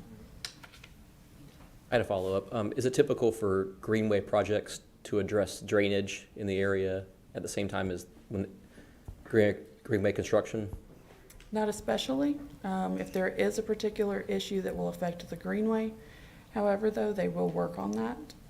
But generally speaking, greenways are regularly located in low-lying areas, and they typically work with the existing topography out there. Because they'll be in that same area for, the greenway path goes right through there, so they would be in there and in theory could address both things at the same time, potentially. And that's something that was suggested by our staff to the Cary staff as well. Actually, I've got a follow-up to that. I'll just ask it in the plainest language I can. Will the addition of the apartment complexes increase the water problem for that area? It is not allowed to, sir. Our stormwater, the state's regulations say that it cannot increase downstream stormwater flow in the plainest way possible. Now, those details are not given to us at rezoning. Those details are given to us and reviewed during site plan and construction plan review. I understand that this has been a matter of some concern and dismay for the residents. Unfortunately, it is simply not feasible for staff to review all of that information prior to the rezoning, or for the applicants to afford to spend the tens to hundreds of thousands of dollars to do that engineering before rezoning. But they are not legally permitted to do so. I did also want to confirm, and I think I may have said this earlier, but I'm not certain, all of the SCMs that are currently in the town of Apex's jurisdiction nearby are functioning and in proper working order. So there's nothing impacting downstream from our stuff at this point. Thank you. And I just had a follow-up about traffic. Given the concerns that have been expressed by residents, does the applicant or staff have any more to add to address the concerns that have been presented?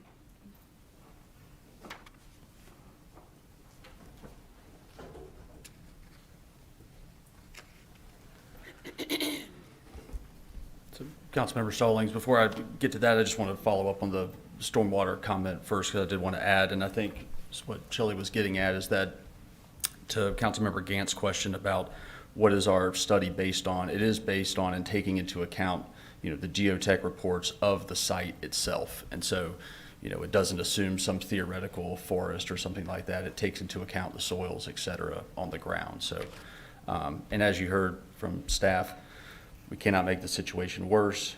And today, a site with no controls, sheet flowing off, where we will now be detaining that stormwater and releasing it slowly, and so we are reducing that peak. With regard to traffic, again, I'll let Ryan come up. I think a lot of what we heard during the comments was just kind of some, maybe some disagreements with the TIA itself. I think you heard from a registered professional engineer with 20-plus years experience, as well as your own town engineer. The methodology was worked through and agreed upon with the town engineer, NCDOT engineers, applicant engineer. You know, that this has a lot of experts' eyes on it. both in terms of the scope of the TIA, the trip generation that is assumed, the trip distribution that is assumed, and then, of course, the analysis of the impacts of those additional trips. Maybe I'll let Ryan speak to just the fact that the TIA does take into account the fact that we are still in COVID, and so the DOT has a methodology for making assumptions and increases to trips to reflect that. And then also just the background traffic that essentially takes into account projects as well. So, Ryan, if you can come address those and then any other items you want to touch on. Sure, I'll try to be brief on these. As Michael was saying, we do account for other developments and other traffic growth in the area. So we did that in this study. It's on the order of magnitude of about 10%. The traffic that's out there today is increased everywhere, all over the whole traffic study, about roughly 10% to account for other development traffic that may be coming in or just general growth of traffic. So we do account for that in our traffic studies. The other thing I wanted to point out is something that I think we talked about earlier, is just the accommodations that the site and developments is making for other modes of transportation. I think that's very important. We didn't really take a reduction in vehicle trips for this, but there are improvements that are being made not only to the roads but to the sidewalk infrastructure, greenways, the bus or transit stops. I mean, you really have to have these things in place if you're going to get people to use it, and you're going to get people out of their cars. So, that's something I would say. Not every project does that. Not every project is able to provide a greenway connection or greenway trail or sidewalk connectivity, or even transit stops. But bus stops. I mean, these things are very important to help provide those alternative modes of transportation. We did not take credit for that in the TIA for vehicle trips. So we are making improvements to the roads, but also to other modes of transportation that I think will be very helpful for the future to give folks another way to travel. Traffic volumes, I just will say that all that's worked out. COVID's taken into account. All that's been looked at, agreed to by staff as well as NCDOT for the traffic study. So I would say everything with this one was very tight, very solid in terms of methodology. That the baseline with the office and the retail and that square footage, whatever it was, is that amount feasible on the zoning as it is right now? Whatever you had there, I think it's 80,000 retail and some kind of 200,000. Yeah, I think anytime you start comparing existing zoning, it's. I can say there's not specific layouts that are done to say, here's how you could get that. It's just what the zoning allows you to do. Could you get that? Maybe, maybe not. I think it was pointed out, Shelley pointed out earlier, I think she said, look, even if you take half of that, and say we can only actually build half of that amount of development, we're still 2.5 times, what the proposed development would be generating. So I think, as I said, you don't do layouts to say how this could fit and where it fits and what does it look like, but that is a parameter that is set by the existing zoning, and when you take that into account, the existing zoning would allow a lot more traffic, to be generated by this site by almost any measure you want to consider there. But that zoning that square footage would assume there'd be some sort of like parking lots somewhere on. It's not just the entire area. It would be a buildings, right? It assumes that there's limits based on part of its parking lots, right? Yeah, there would be some constraints, buffers, setbacks, parking, all those kind of things that you would have to take into account on that. But it's hard to say what that would be at this point. Like I said, I think you take the maximum, but even if you took it in half, we're still way above. The existing zone is way above what this particular proposal will be generating. So, and I think that was the point the staff was making, and it's, we would certainly obviously agree with that. So. Okay. And I've got one quick question for you with regard to the trip generation summary, because I know that we essentially have 2 peak hours. but how does your construction, and you may be able to answer this as well, how does the construction timeline kind of fit into that? I mean, we all know that during the building phase, traffic can ultimately be impacted. And I know that's a real concern for a lot of the residents over in Ellington and Laurel Park. I mean, all those areas. So did the study take that into account? And is that something that we need to think about on our end? Great question. And obviously, if you take in pure number of vehicles that would be coming in and out of the development of the property during construction, it's going to be lower. I think one of the impacts comes in, the impacts you're talking about would come in if you're paving road improvements, that kind of things. You're shutting down a lane of traffic, to build road improvements. Yeah, that'll have some temporary impact on it, but when it's done, it's better. I mean, you have more improvements, out there when it's done. That's a temporary condition. One thing that we will have to do, we'll have to work with the town and DOT to figure out where the construction traffic is going to come and go.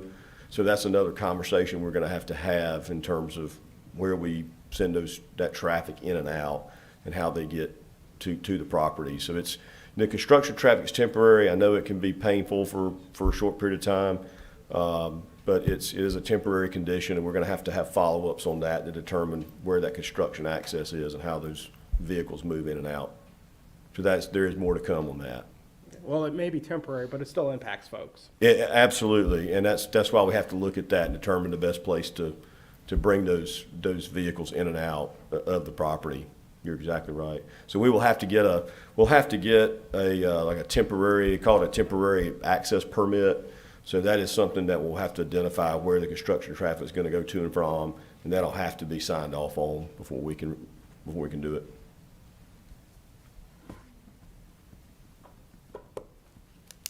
Since you're I know one of our traffic specialists, could you speak to the concern that was raised about traffic if and when the underpass or overpass is created?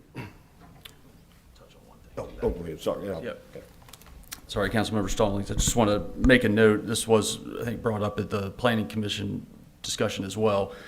So as part of the grade separated project, I think the anticipation is that the whole intersection would be lowered.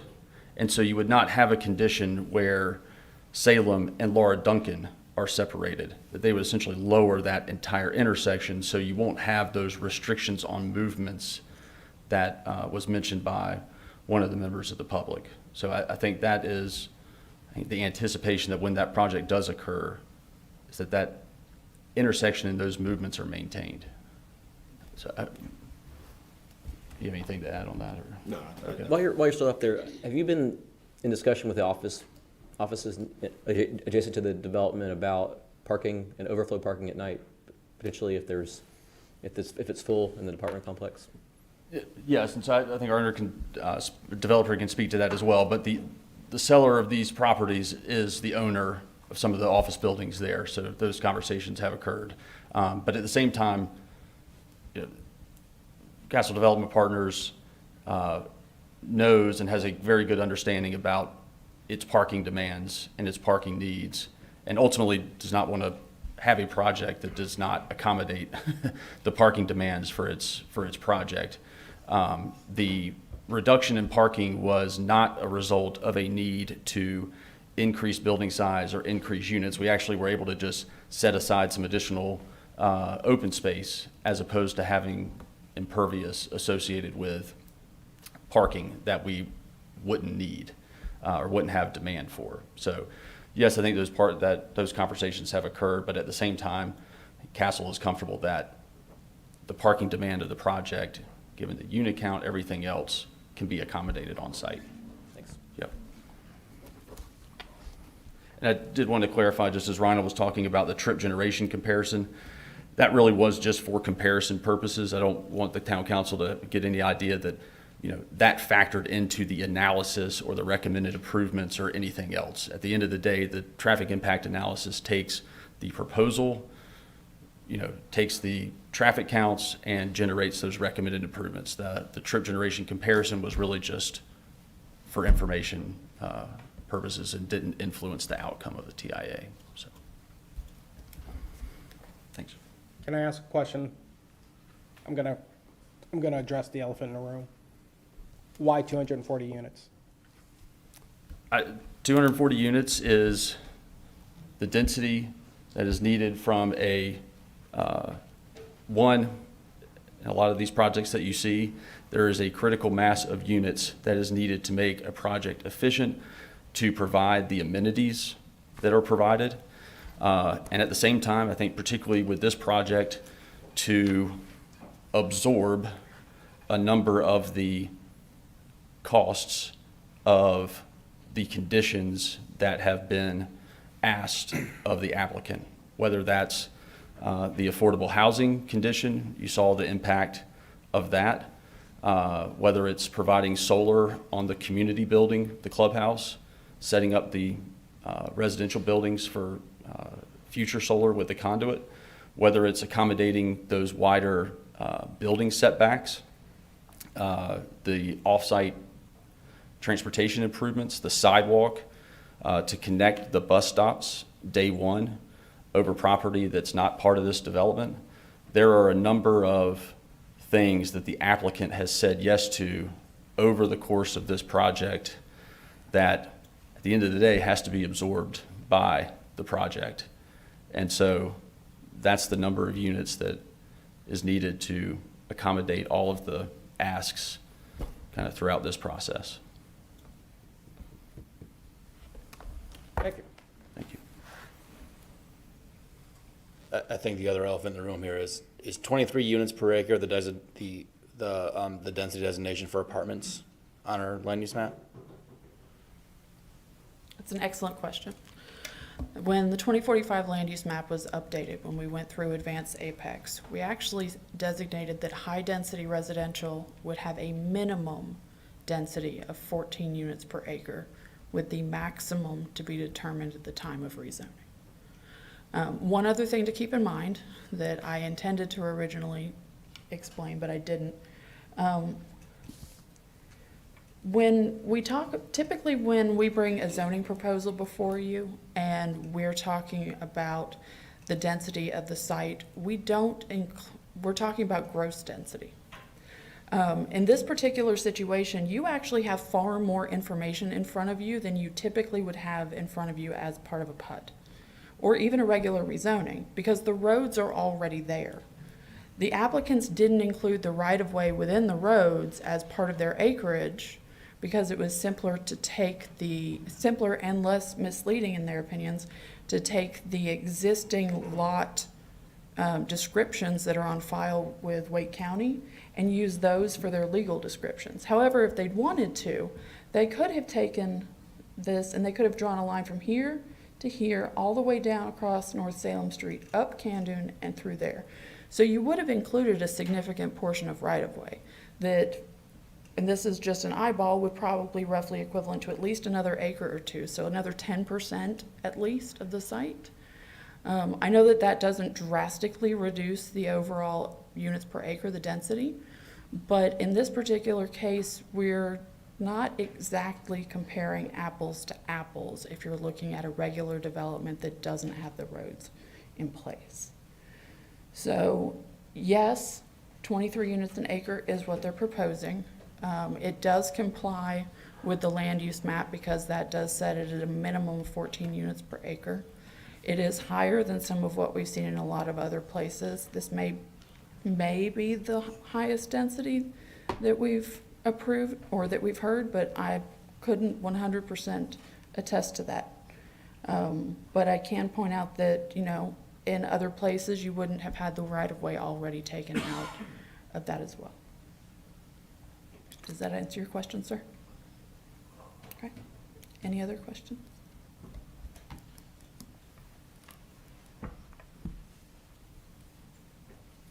So I guess I want to be clear to address what's going on here. The reason we're here and talking about a 23 per unit acre development is because of us, because of the town of Apex. It's not these guys that everyone's mad at. It's a decision we made last year where we said we wanted to look at the town and we want to find out what are the logical places to put apartments. We said, study the whole town, figure it out. We don't want apartments to go anywhere. Figure out where it makes sense, right? Staff went and looked, and they came back with 5 parcels, 4. something like there were 5 or 4 places across all of Apex, and this is one of them. That's what happened. And of those 5, I think 3 of them sold right away and immediately proposed apartment complexes on them. So I just want to be clear as to why we're here and why this got proposed, is that was a decision we made, and we shouldn't, I feel sorry for the applicant that they're getting yelled at for this, because they proposed this consistent with the plans that the town decided on and voted on last year. And we can say we didn't mean that, but that's what we did. Because we wanted to be smart, we wanted to find the locations that made sense, and this location was one of them that got identified. And we all approved it, and we said, yes, these are the 5 locations in town the apartments can go. No, I think that point is, I think that's an incredibly important point that Member Mahaffey brings up, because, I know that, this council spent a lot of time on this public hearing specifically. I know I have rewatched the planning board video at least 4 times. 12 o'clock last night, my daughter walks in and she's like, "You're watching it again?" And I'm like, "Yes." Some of the audio was bad. The video audio was turned up. I had to hear it again. We read numerous emails. I mean, the emails that we've received, I think, have been very informative when it comes to talking about the real issues that we're dealing with here. Whether it's from, Barb Conroy, who provided some commentary. I don't know if Barb is here, but if you are, I appreciated your email. Whether it's, Lois McGee, I appreciated your commentary as well as your emails and many, many others. Because to me, as I'm looking at this, it's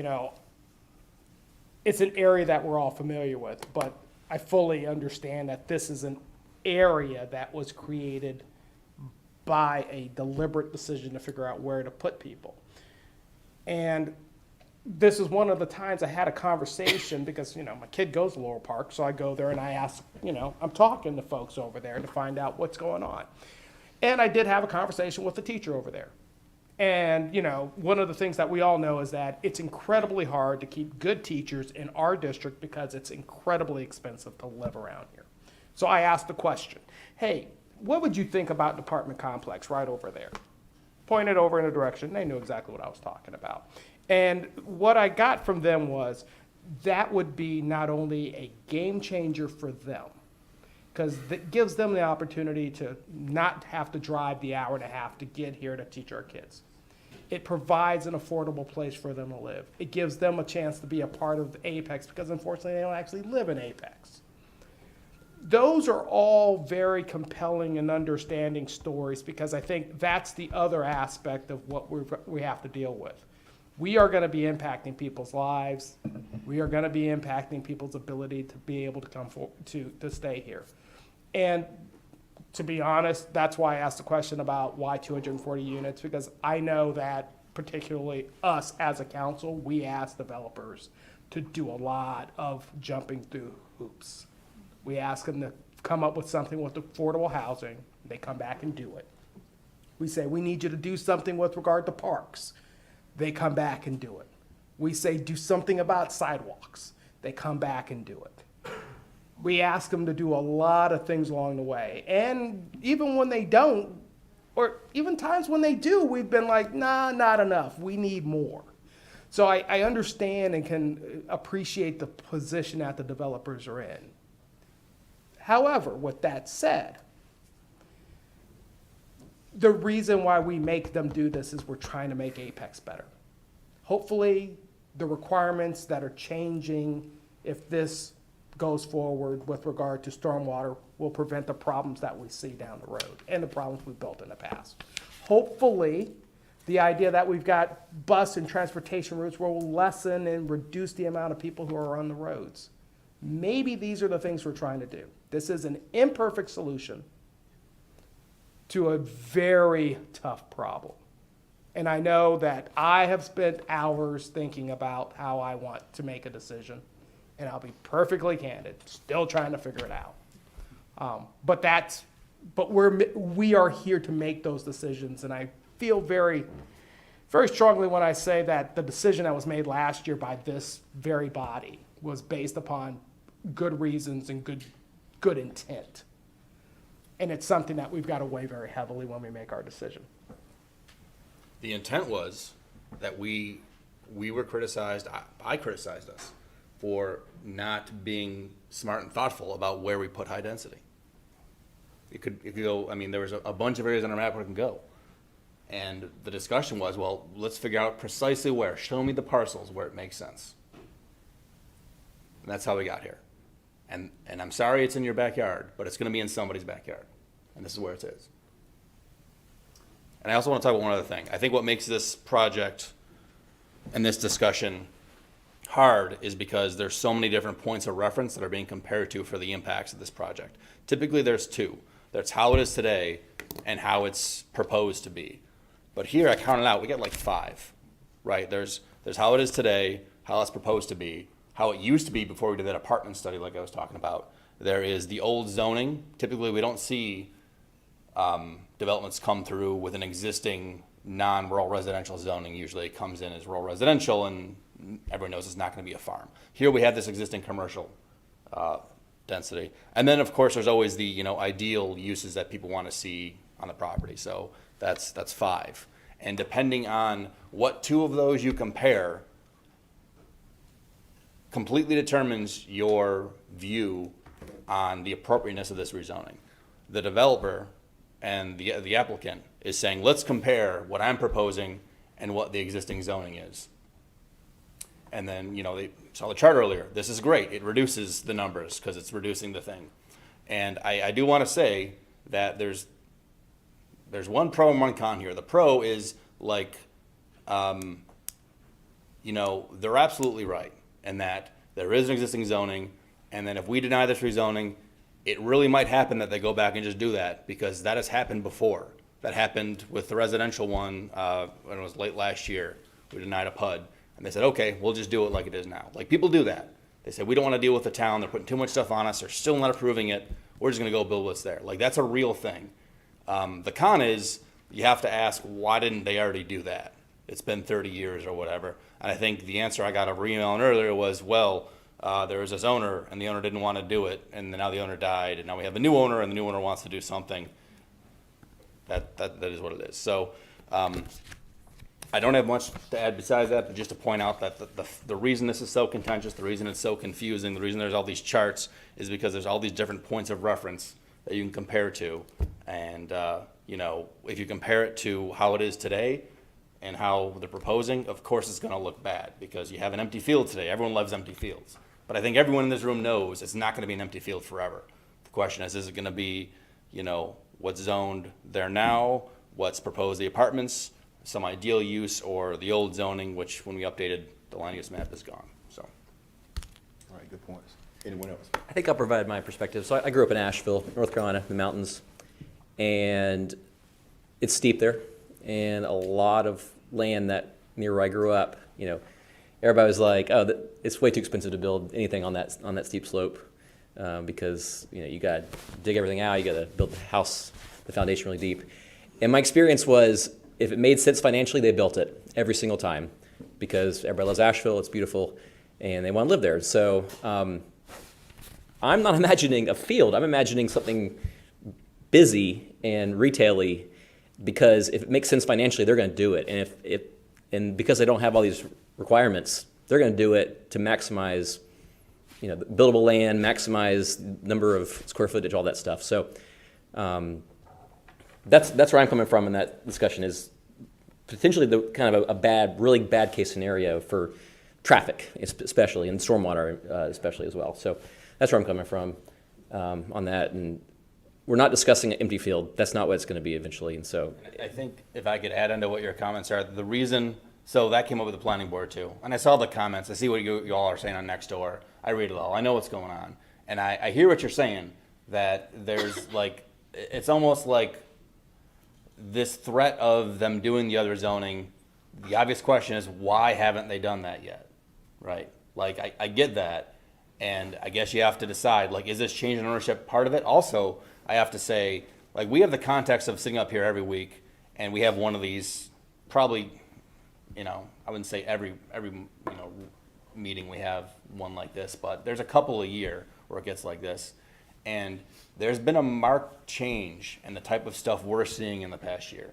Parcels that you thought would never be developed and were undevelopable for 30 years, people are coming back and figuring out a way to make it work because house prices are so high and because commercial prices are going through the roof. We've seen parcels that we thought would just be a stream and a stream buffer forever. They're finding a way to make it work even though it's, half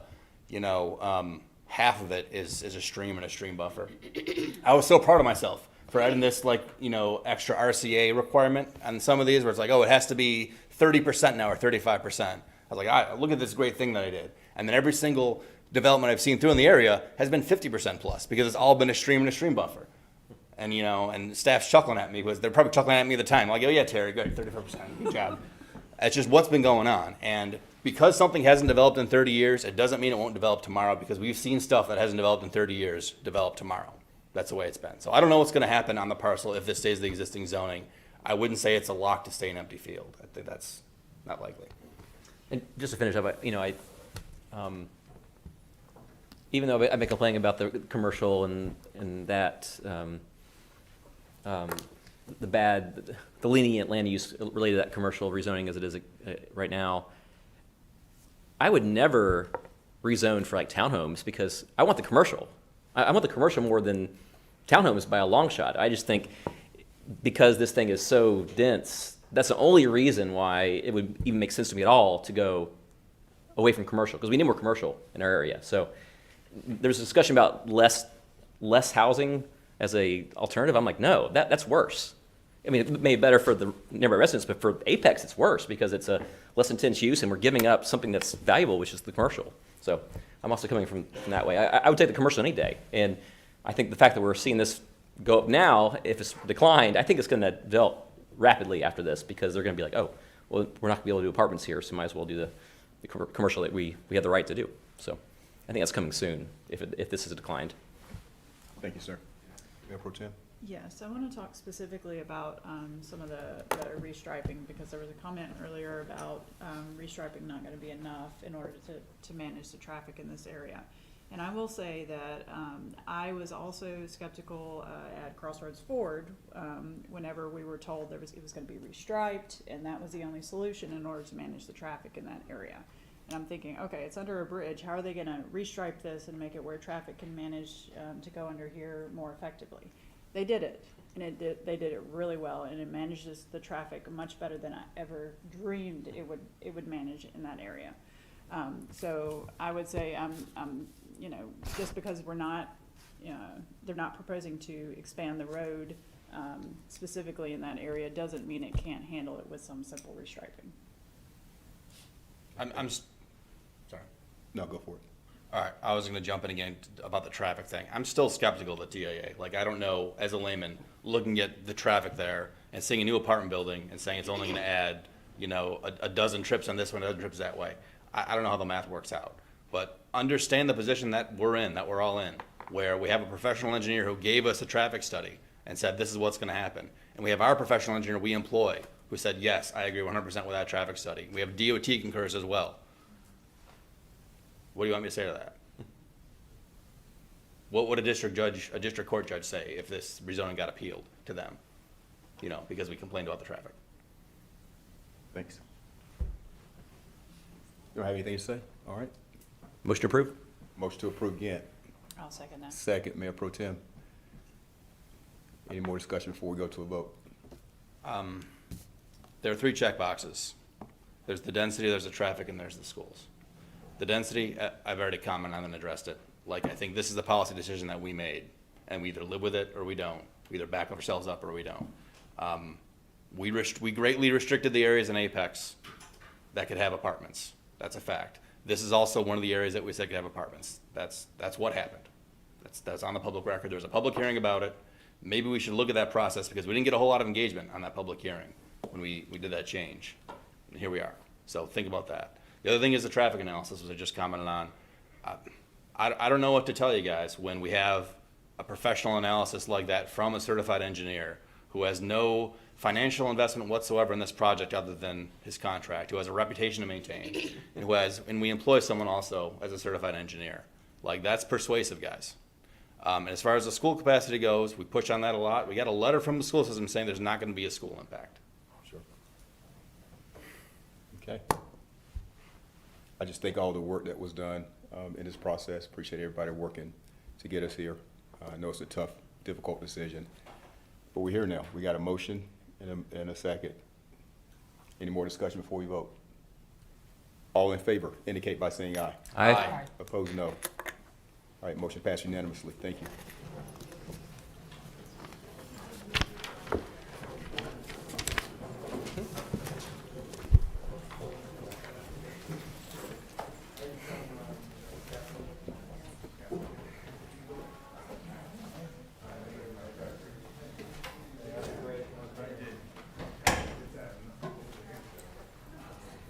All right, we move now to public hearing 6. Ms. Amanda Bunce. Good job, everybody. All right, good evening. So this set of amendments is to various parts of the Unified Development Ordinance in order to create the Downtown Festival District.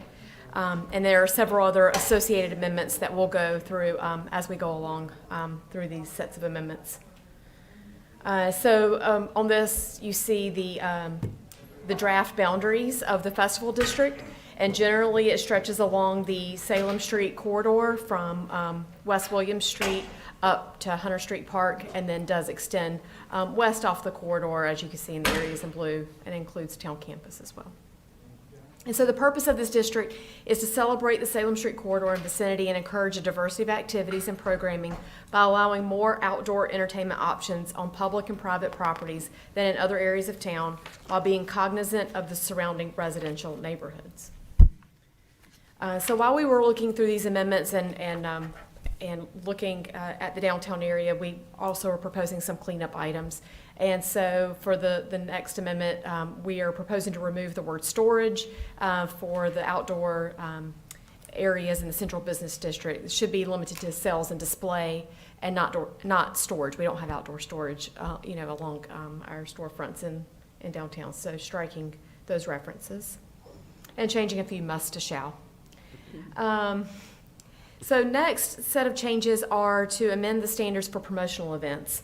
And so a promotional event, we're adding clarity of what exactly this is, because it's something that's been based on an interpretation, but we're codifying that interpretation.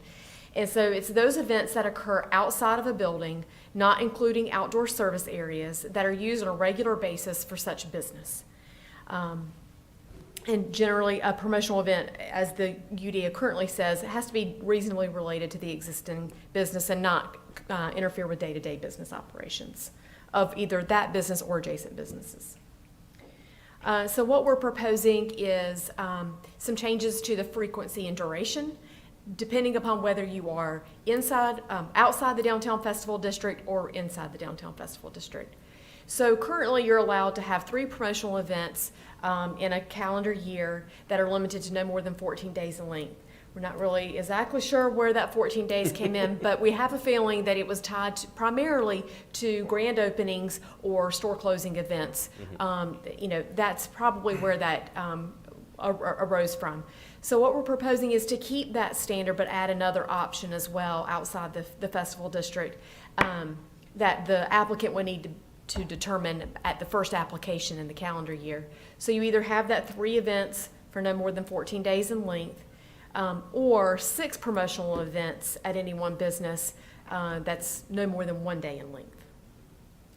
So within the Downtown Festival District, we're proposing that the frequency be no more than 1 event per month, and that the event be limited to 1 day in length. And that within the festival district, the outdoor areas associated with the event have to be located 45 feet from a residential zoning district or conforming detached single-family dwelling, not to include our high-density multifamily or our mixed office residential retail zoning districts. Any questions so far?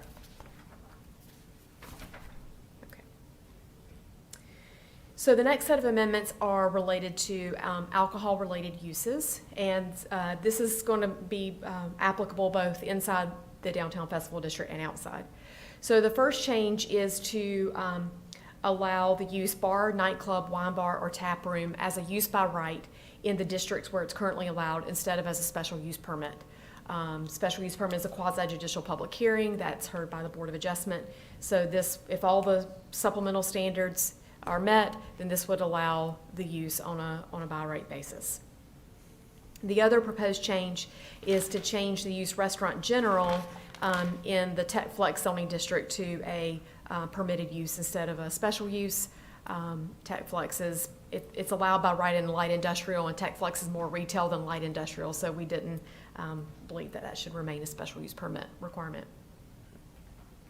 So the other changes that are proposed for alcohol related changes are to strike the phrase or make a distinction of whether a business generates more than 49% of its quarterly gross receipts from the sale of from the on-premise consumption of alcoholic beverages. So in every use that references alcohol, this wording is being proposed to be struck. And then there's some other clarification type wording, like for bar use, indicating that it may include the on-premise sale, service, and consumption of food. And modifying the definition, because if you're not basing it on quarterly sales, what's the difference in a bar and a restaurant? So a bar would be primarily dispensing alcoholic beverages, and it typically includes live bands, other music, and dancing or games of skill. So for the remaining changes to restaurant in general, it's striking that 49% threshold and references to alcohol, clarifying that for brewery that it may include a tasting room and retail space as the microbrewery does. Distillery, clarifying that you can have food, same for micro distillery. And for the supplemental standards, recreational uses, like if we had a bowling alley in town, we were striking that. Which, any questions on the alcohol related changes? Okay. So we are proposing a new definition in the UDO for outdoor operations. What is that outdoor service area? What is that outdoor operations area? And we're proposing that to be defined as an area designated for seating, food or beverage service, entertainment, or other similar activities located outside the principal business. And the purpose for that is to set a separation standard, because what we typically see is that there is a conflict when there's residential uses nearby, and so setting a separation standard for these outdoor operations areas, and that distance is different whether you're in the in or outside of the Downtown Festival District. So outside of the district, the outdoor operations area of a use shall not be located within 100 feet of a residential zoning district or property containing a conforming single-family detached dwelling, not including the HDMF or MORR districts.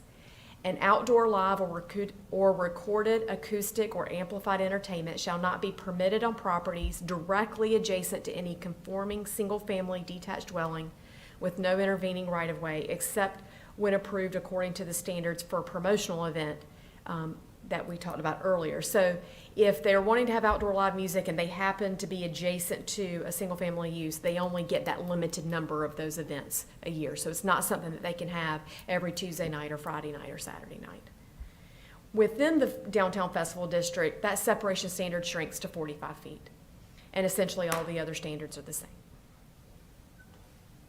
And these supplemental standards apply to the bar use, restaurant general, microbrewery, brewery, microdistillery, and distillery uses, just to let you know what all these slides are for. Any questions on these proposed standards?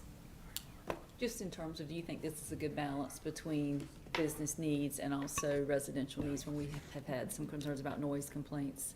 Our intent was to try to address that, and we also had our GIS analysts map all of the uses that have outdoor service areas in town and apply these separation standards. And for the most part, outside the festival district, all of them comply. We don't have a conflict. We're not creating a non-conforming use.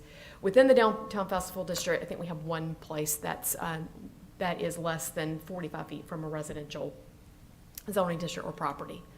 So we've done our effort to both strike the balance of what distance is needed to help mitigate a bit some of those concerns, while not making uses non-conforming. I have a question, I'm good. specifically about Southern Peak. So does that conform to this outside the downtown district? They're more than 45. They're more than 45 feet. But they're not in the district, I believe. I thought they were. But they would be more than 100 feet away. In our analysis, that was not a business that would be made non-conforming. I asked because they have music periodically during the summer on a regular basis, and I just wanted to make sure that they were. We checked that one. It's 100 feet from the actual outdoor use to the property line, right? To the So residence. that's for the outdoor property service line. area, has to be 100 feet away. And so for the outdoor live or recorded music, if it's directly adjacent to a conforming single-family detached dwelling, so that's not a townhome. So if it's a single-family detached dwelling, immediately adjacent, then they're limited in the number. Otherwise, it's allowed. Thank you. I guess my question is for the recorded music amplified. I think we're still working on a new way to measure that and enforcement. Are we still working on that process? The noise study, I have to get Sean or Diane to speak to that. Whoa. I will speak loudly. Huh. So I apologize for that. So we are working on, there has been several drafts of a revision to the noise ordinance within the town code. There was some delay on that because of changes in the general statutes in terms of how things are classified, to, I guess, the level of crime, or is that the best way to say it? Like misdemeanor, I mean. Whether there were criminal penalties Thank you. involved with it. Yeah. The type of penalty that would be involved. And so that's being reassessed right now, actually. Chief Armstrong and I just spoke about that last Friday, and I sent him yesterday the background information. So we have a draft, so the draft of the ordinance is being reviewed, that's there. And then we've also just recently performed a noise study in an area downtown for residents and a business. And this afternoon, Diane, I think we received the first draft late this afternoon, so I've not had a chance to look at it. It must have been like right around 5 o'clock this afternoon, we received the first draft of that. So we are working on different things to make noise concerns more easily enforceable. Right. Because that was part of the challenge. What was in place just was not enforceable. And so it didn't do much. So we were looking at options for what's reasonable, what makes it easier to enforce. The other step we took is with the study, we are hoping to have recommendations from that study that are not just applicable to that specific area, that business and those residents, but anywhere is what we're hoping for. You know, whether it's different barriers, different sound adjustments that we may be able to apply to other areas, downtown, really anywhere, but specifically looking at downtown. Okay, it's good to know. Thank you so much. And to clarify, nothing here, those two things are orthogonal, right? Like the distance requirements and adjacent or not adjacent, it doesn't exempt them from the noise ordinance that we're discussing, right? That's Like correct. they're different things. You still have to comply with the noise ordinance. Right. Just Absolutely. separately, you also have to be this sort of distance away. Correct. Okay, the next set of amendments are parking related, and so we're proposing to create the uses parking garage public and parking lot public to distinguish them from commercial parking lots and garages. And so we're providing definitions that indicate it's a building or other structure. Basically, both uses are owned and maintained by the town that provides temporary parking where some or all of the spaces are not accessory to another principal use, and this may include public-private partnerships. And these would be allowed in the same districts where commercial lots are currently allowed. So for the changes to the use standards, we're proposing that a commercial parking lot shall not be located within the downtown festival district. Our properties within our downtown core should be used for active uses and not for parking only. And then striking the standard street frontage of a commercial parking lot is limited to 100 feet because we're proposing to not allow it within this area. And then creating supplemental standards for public parking, which is within the downtown festival district. New public parking garages or lots shall not be located immediately adjacent to Salem Street. And then within the downtown festival district, a public parking garage shall meet the following design standards in addition to those in Article 9 and Section 6.3. And that's the first floor facades along rights-of-way shall be wrapped with a non-residential use. So you have that active use engaging pedestrians along the street, and at least 75% of the exterior shall be brick. Any questions on the parking changes?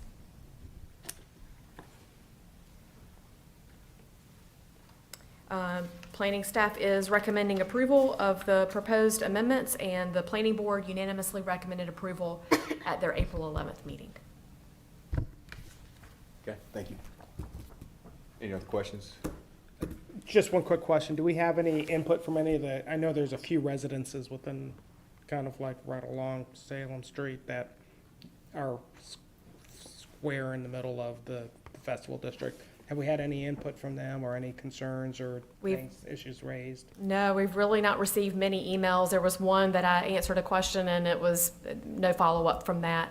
And we did hold a virtual Q&A session on these proposed changes that was modestly attended live. There could have been other viewers later because that video is available for people to watch at their leisure. I'm not sure how many views it's had at this point. Thank you. We tried. Just wanted to get a sense of Above making the- sure that we've got engagement and if people had an opportunity to be heard. Yeah, I also shared this information at the Apex Chambers Government Affairs Committee meeting a couple of months ago, and information about the changes, generally speaking, were provided to the Triangle Community Coalition and to other, any other outlets that we could get it. And I also brought it up in the ADBA, so they were aware that this was happening, and I encouraged them to take a look, so, yeah. Yep. And we do have one person in the room tonight. He didn't sign up for public comment, but No, I he's did. Marshall. You did? I did not sign up. Okay, that's fine. Just acknowledging you, that's all. Thanks for hanging out, man. Amanda, you're open for questions at another time. Hey, I mean, not yeah, at this forum. we'll get, yeah, do you want to speak tonight? Your opportunity. Okay, all right, just give me an opportunity. I've got just more questions than the concerns, and you all already know my concerns. Okay, just want to make sure you're heard. All right, so we'll open up public hearing for comments. No one has signed up, so we'll close, and it's back to council for discussion. So, if I could start. Yep. Mayor. This is something we've been talking about for a really long time, and we think this is an opportunity for us to address numerous kind of issues and deficiencies, if you want to call it that, in our UDO. I think, taken as a whole, I'm hoping that both the residents in the area and the businesses kind of view this as kind of a good compromise, a mixed bag. There's a lot of stuff in here for a lot of different groups, There's distance requirements which are good for residents. There's promotional event changes which are good for businesses. There's the changes relating to alcohol service have been an issue before, and how it's defined, and how there's this kind of joke that, oh no, I'm really a retail business, I don't do alcohol. We had that issue with things that's all addressed here. Try to clean it up so we actually have, people who we actually consider to be bars in Apex, not just pretending they're not. Stuff about removing the special use permits, no one likes those, no one doesn't. So it's another kind of barrier to good applicability. So we've tried to get input, you haven't got a ton, we've had extra meetings. Like we've seen earlier, sometimes you don't get the input until things are real, It's just the way it goes. But I do think that this proposal as a whole is very positive and represents a win for everybody to some degree, and also a loss for everybody to some degree. It's a good compromise, and I support it. Cool. I would agree with Member Mahaffey's thoughts on that. I do think that it's one of those, this is a good compromise, and,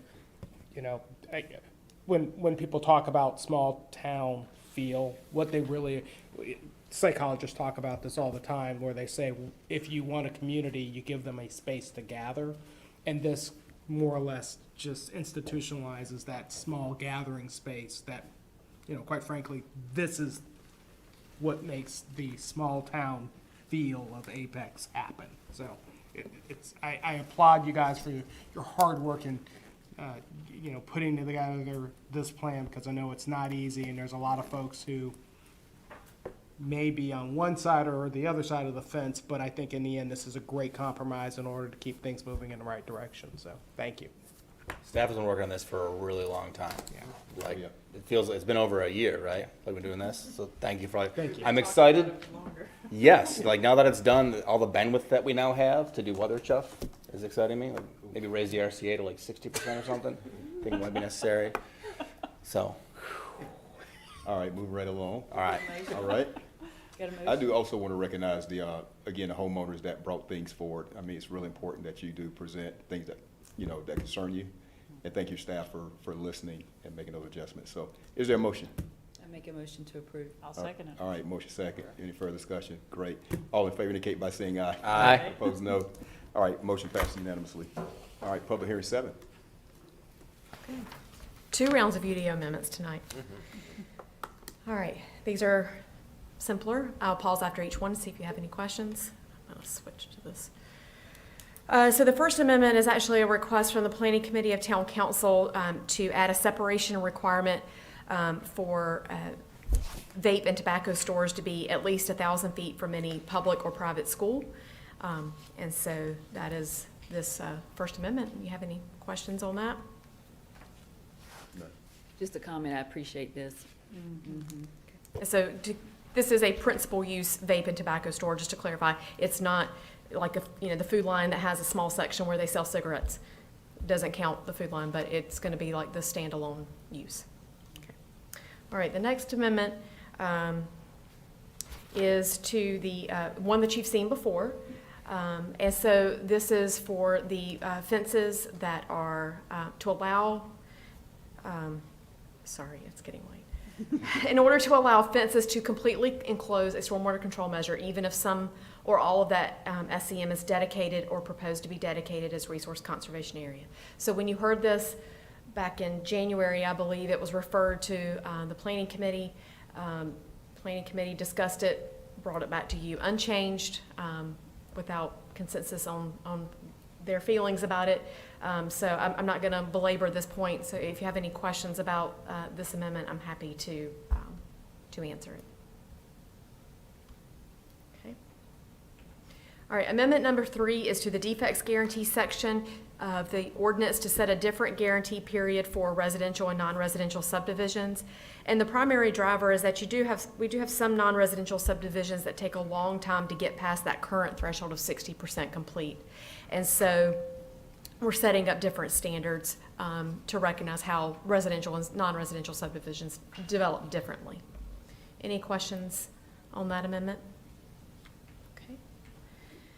Amendment number 4 is a clarification and kind of a mea culpa, oops. So when we added the ability for building height in the central business district to increase if certain standards were met, certain performance standards were met, this section should have stayed at 2 stories and 36 feet. The max height didn't need to change. We just needed the footnote.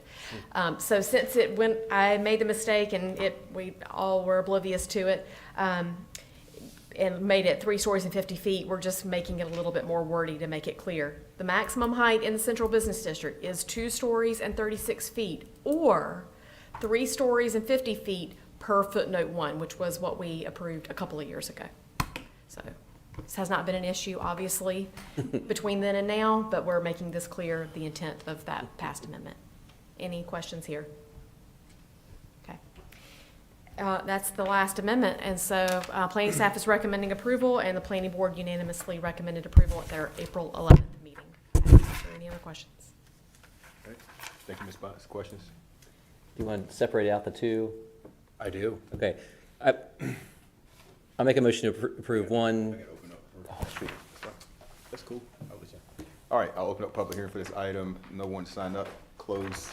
Back to you, sir. I'll make a motion to approve 1, 3, and 4. Second. Discussion. I am really proud of the vape store change. I think that's a common sense zoning thing that we're here to do. So I think happy to see that go forward today. Very good. Further discussion? Hearing none. All in favor indicate by saying aye. Aye. Opposed, no. All right, motion passed unanimously. Now, number 2. Amendment 2. motion for amendment 2? I move for amendment 2. All right, Second. motion second, discussion. I'm opposed to amendment number 2 still. A fence in an RCA is not an RCA, that's a fence. So I don't see any reason to count it as an RCA, and we should push development towards the option of simply building a fence around their RCA if that's what they want to do. They have that option. So I think this is unnecessary and defeats the purpose of what we're trying to accomplish with our RCA program. Thank you, sir. Anybody else? I happen to agree. Okay. Anyone else? I mean, RCA should be undisturbed, and this defeats that. I'll go ahead and say, if we're going to defend our votes, I think people have wanted this. We heard at that Holland Road PUD, that was a request of the neighbors to at least have it fenced in. So I think it's not RCA. I agree. It degrades from the RCA to some degree. Not all the animals, but some things, and the look of it. But I think it's just a small thing that people are desiring for safety or aesthetics. We have a small counterpoint, a little Sure. bit of debate here. Yeah. They have the option to fence the whole thing. They have the option to do an offsite RCA swap where they can provide RCA elsewhere. I don't see a reason to arbitrarily define these fenced areas as RCA any more than, a building or a playground structure or a road. If it's not RCA, it's not RCA, and we're not providing preservation. So I remain opposed. Anyone else? All right, we have a motion second. We'll go ahead and take a vote. All in favor indicate by saying aye. Aye. That 2? All right. I'm confused on the, sorry. Tell me what we were voting on in terms of voting to deny or voting to approve? This was approved to, what the motion was. Voting to approve the fencing? Yeah. Is that right? Yeah. Okay. So, All right, you want me to do it again? All in favor indicate by saying aye. Aye. All right, opposed, no? No. All right, so motion fails 2 to 3. So what was the, Gray and Gant for, all others against. Yeah. All right, thank you. Ms. Crosby, you said pass on the updates. You're good? Okay. All right, possible motion to go into closed session pursuant to NCGS 143-318.1185 to discuss town's position with respect to property acquisition. So moved. All right, second? all in favor say aye. Aye. Opposed, no. All right, moving to closed session. Going upstairs? Are we gonna do it over there? We can go right here. Okay. Steve might have been upstairs, I don't know. No, he's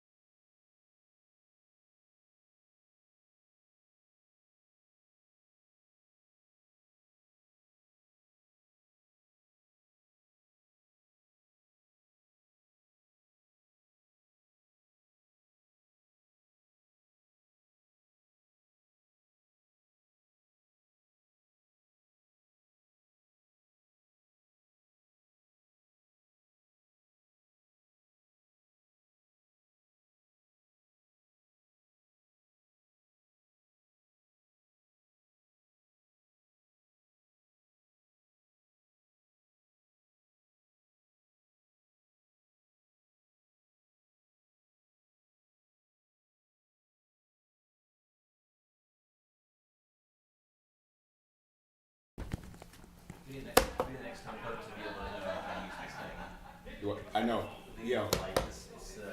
She said she was trying, but it went right up. Well, it also looks like it's only on a 3-minute timer. There is no 9, so she has to reset it 3 times. Yeah. I bet you there's capabilities to do all these things, it's just. Think got Bluetooth? Flex. Do what? Got Bluetooth? I don't know. All I saw was just, he kept just jumping from green back to green. Yeah. Is it Alan? What's his name? Well, I think the 9 minutes. The new clerk? 3 times. Julius. No, the Oh, new Alan, the new guy. Alan. Yeah, Alan. We need Alan here. Yeah. Here practicing. I bet he'll get it.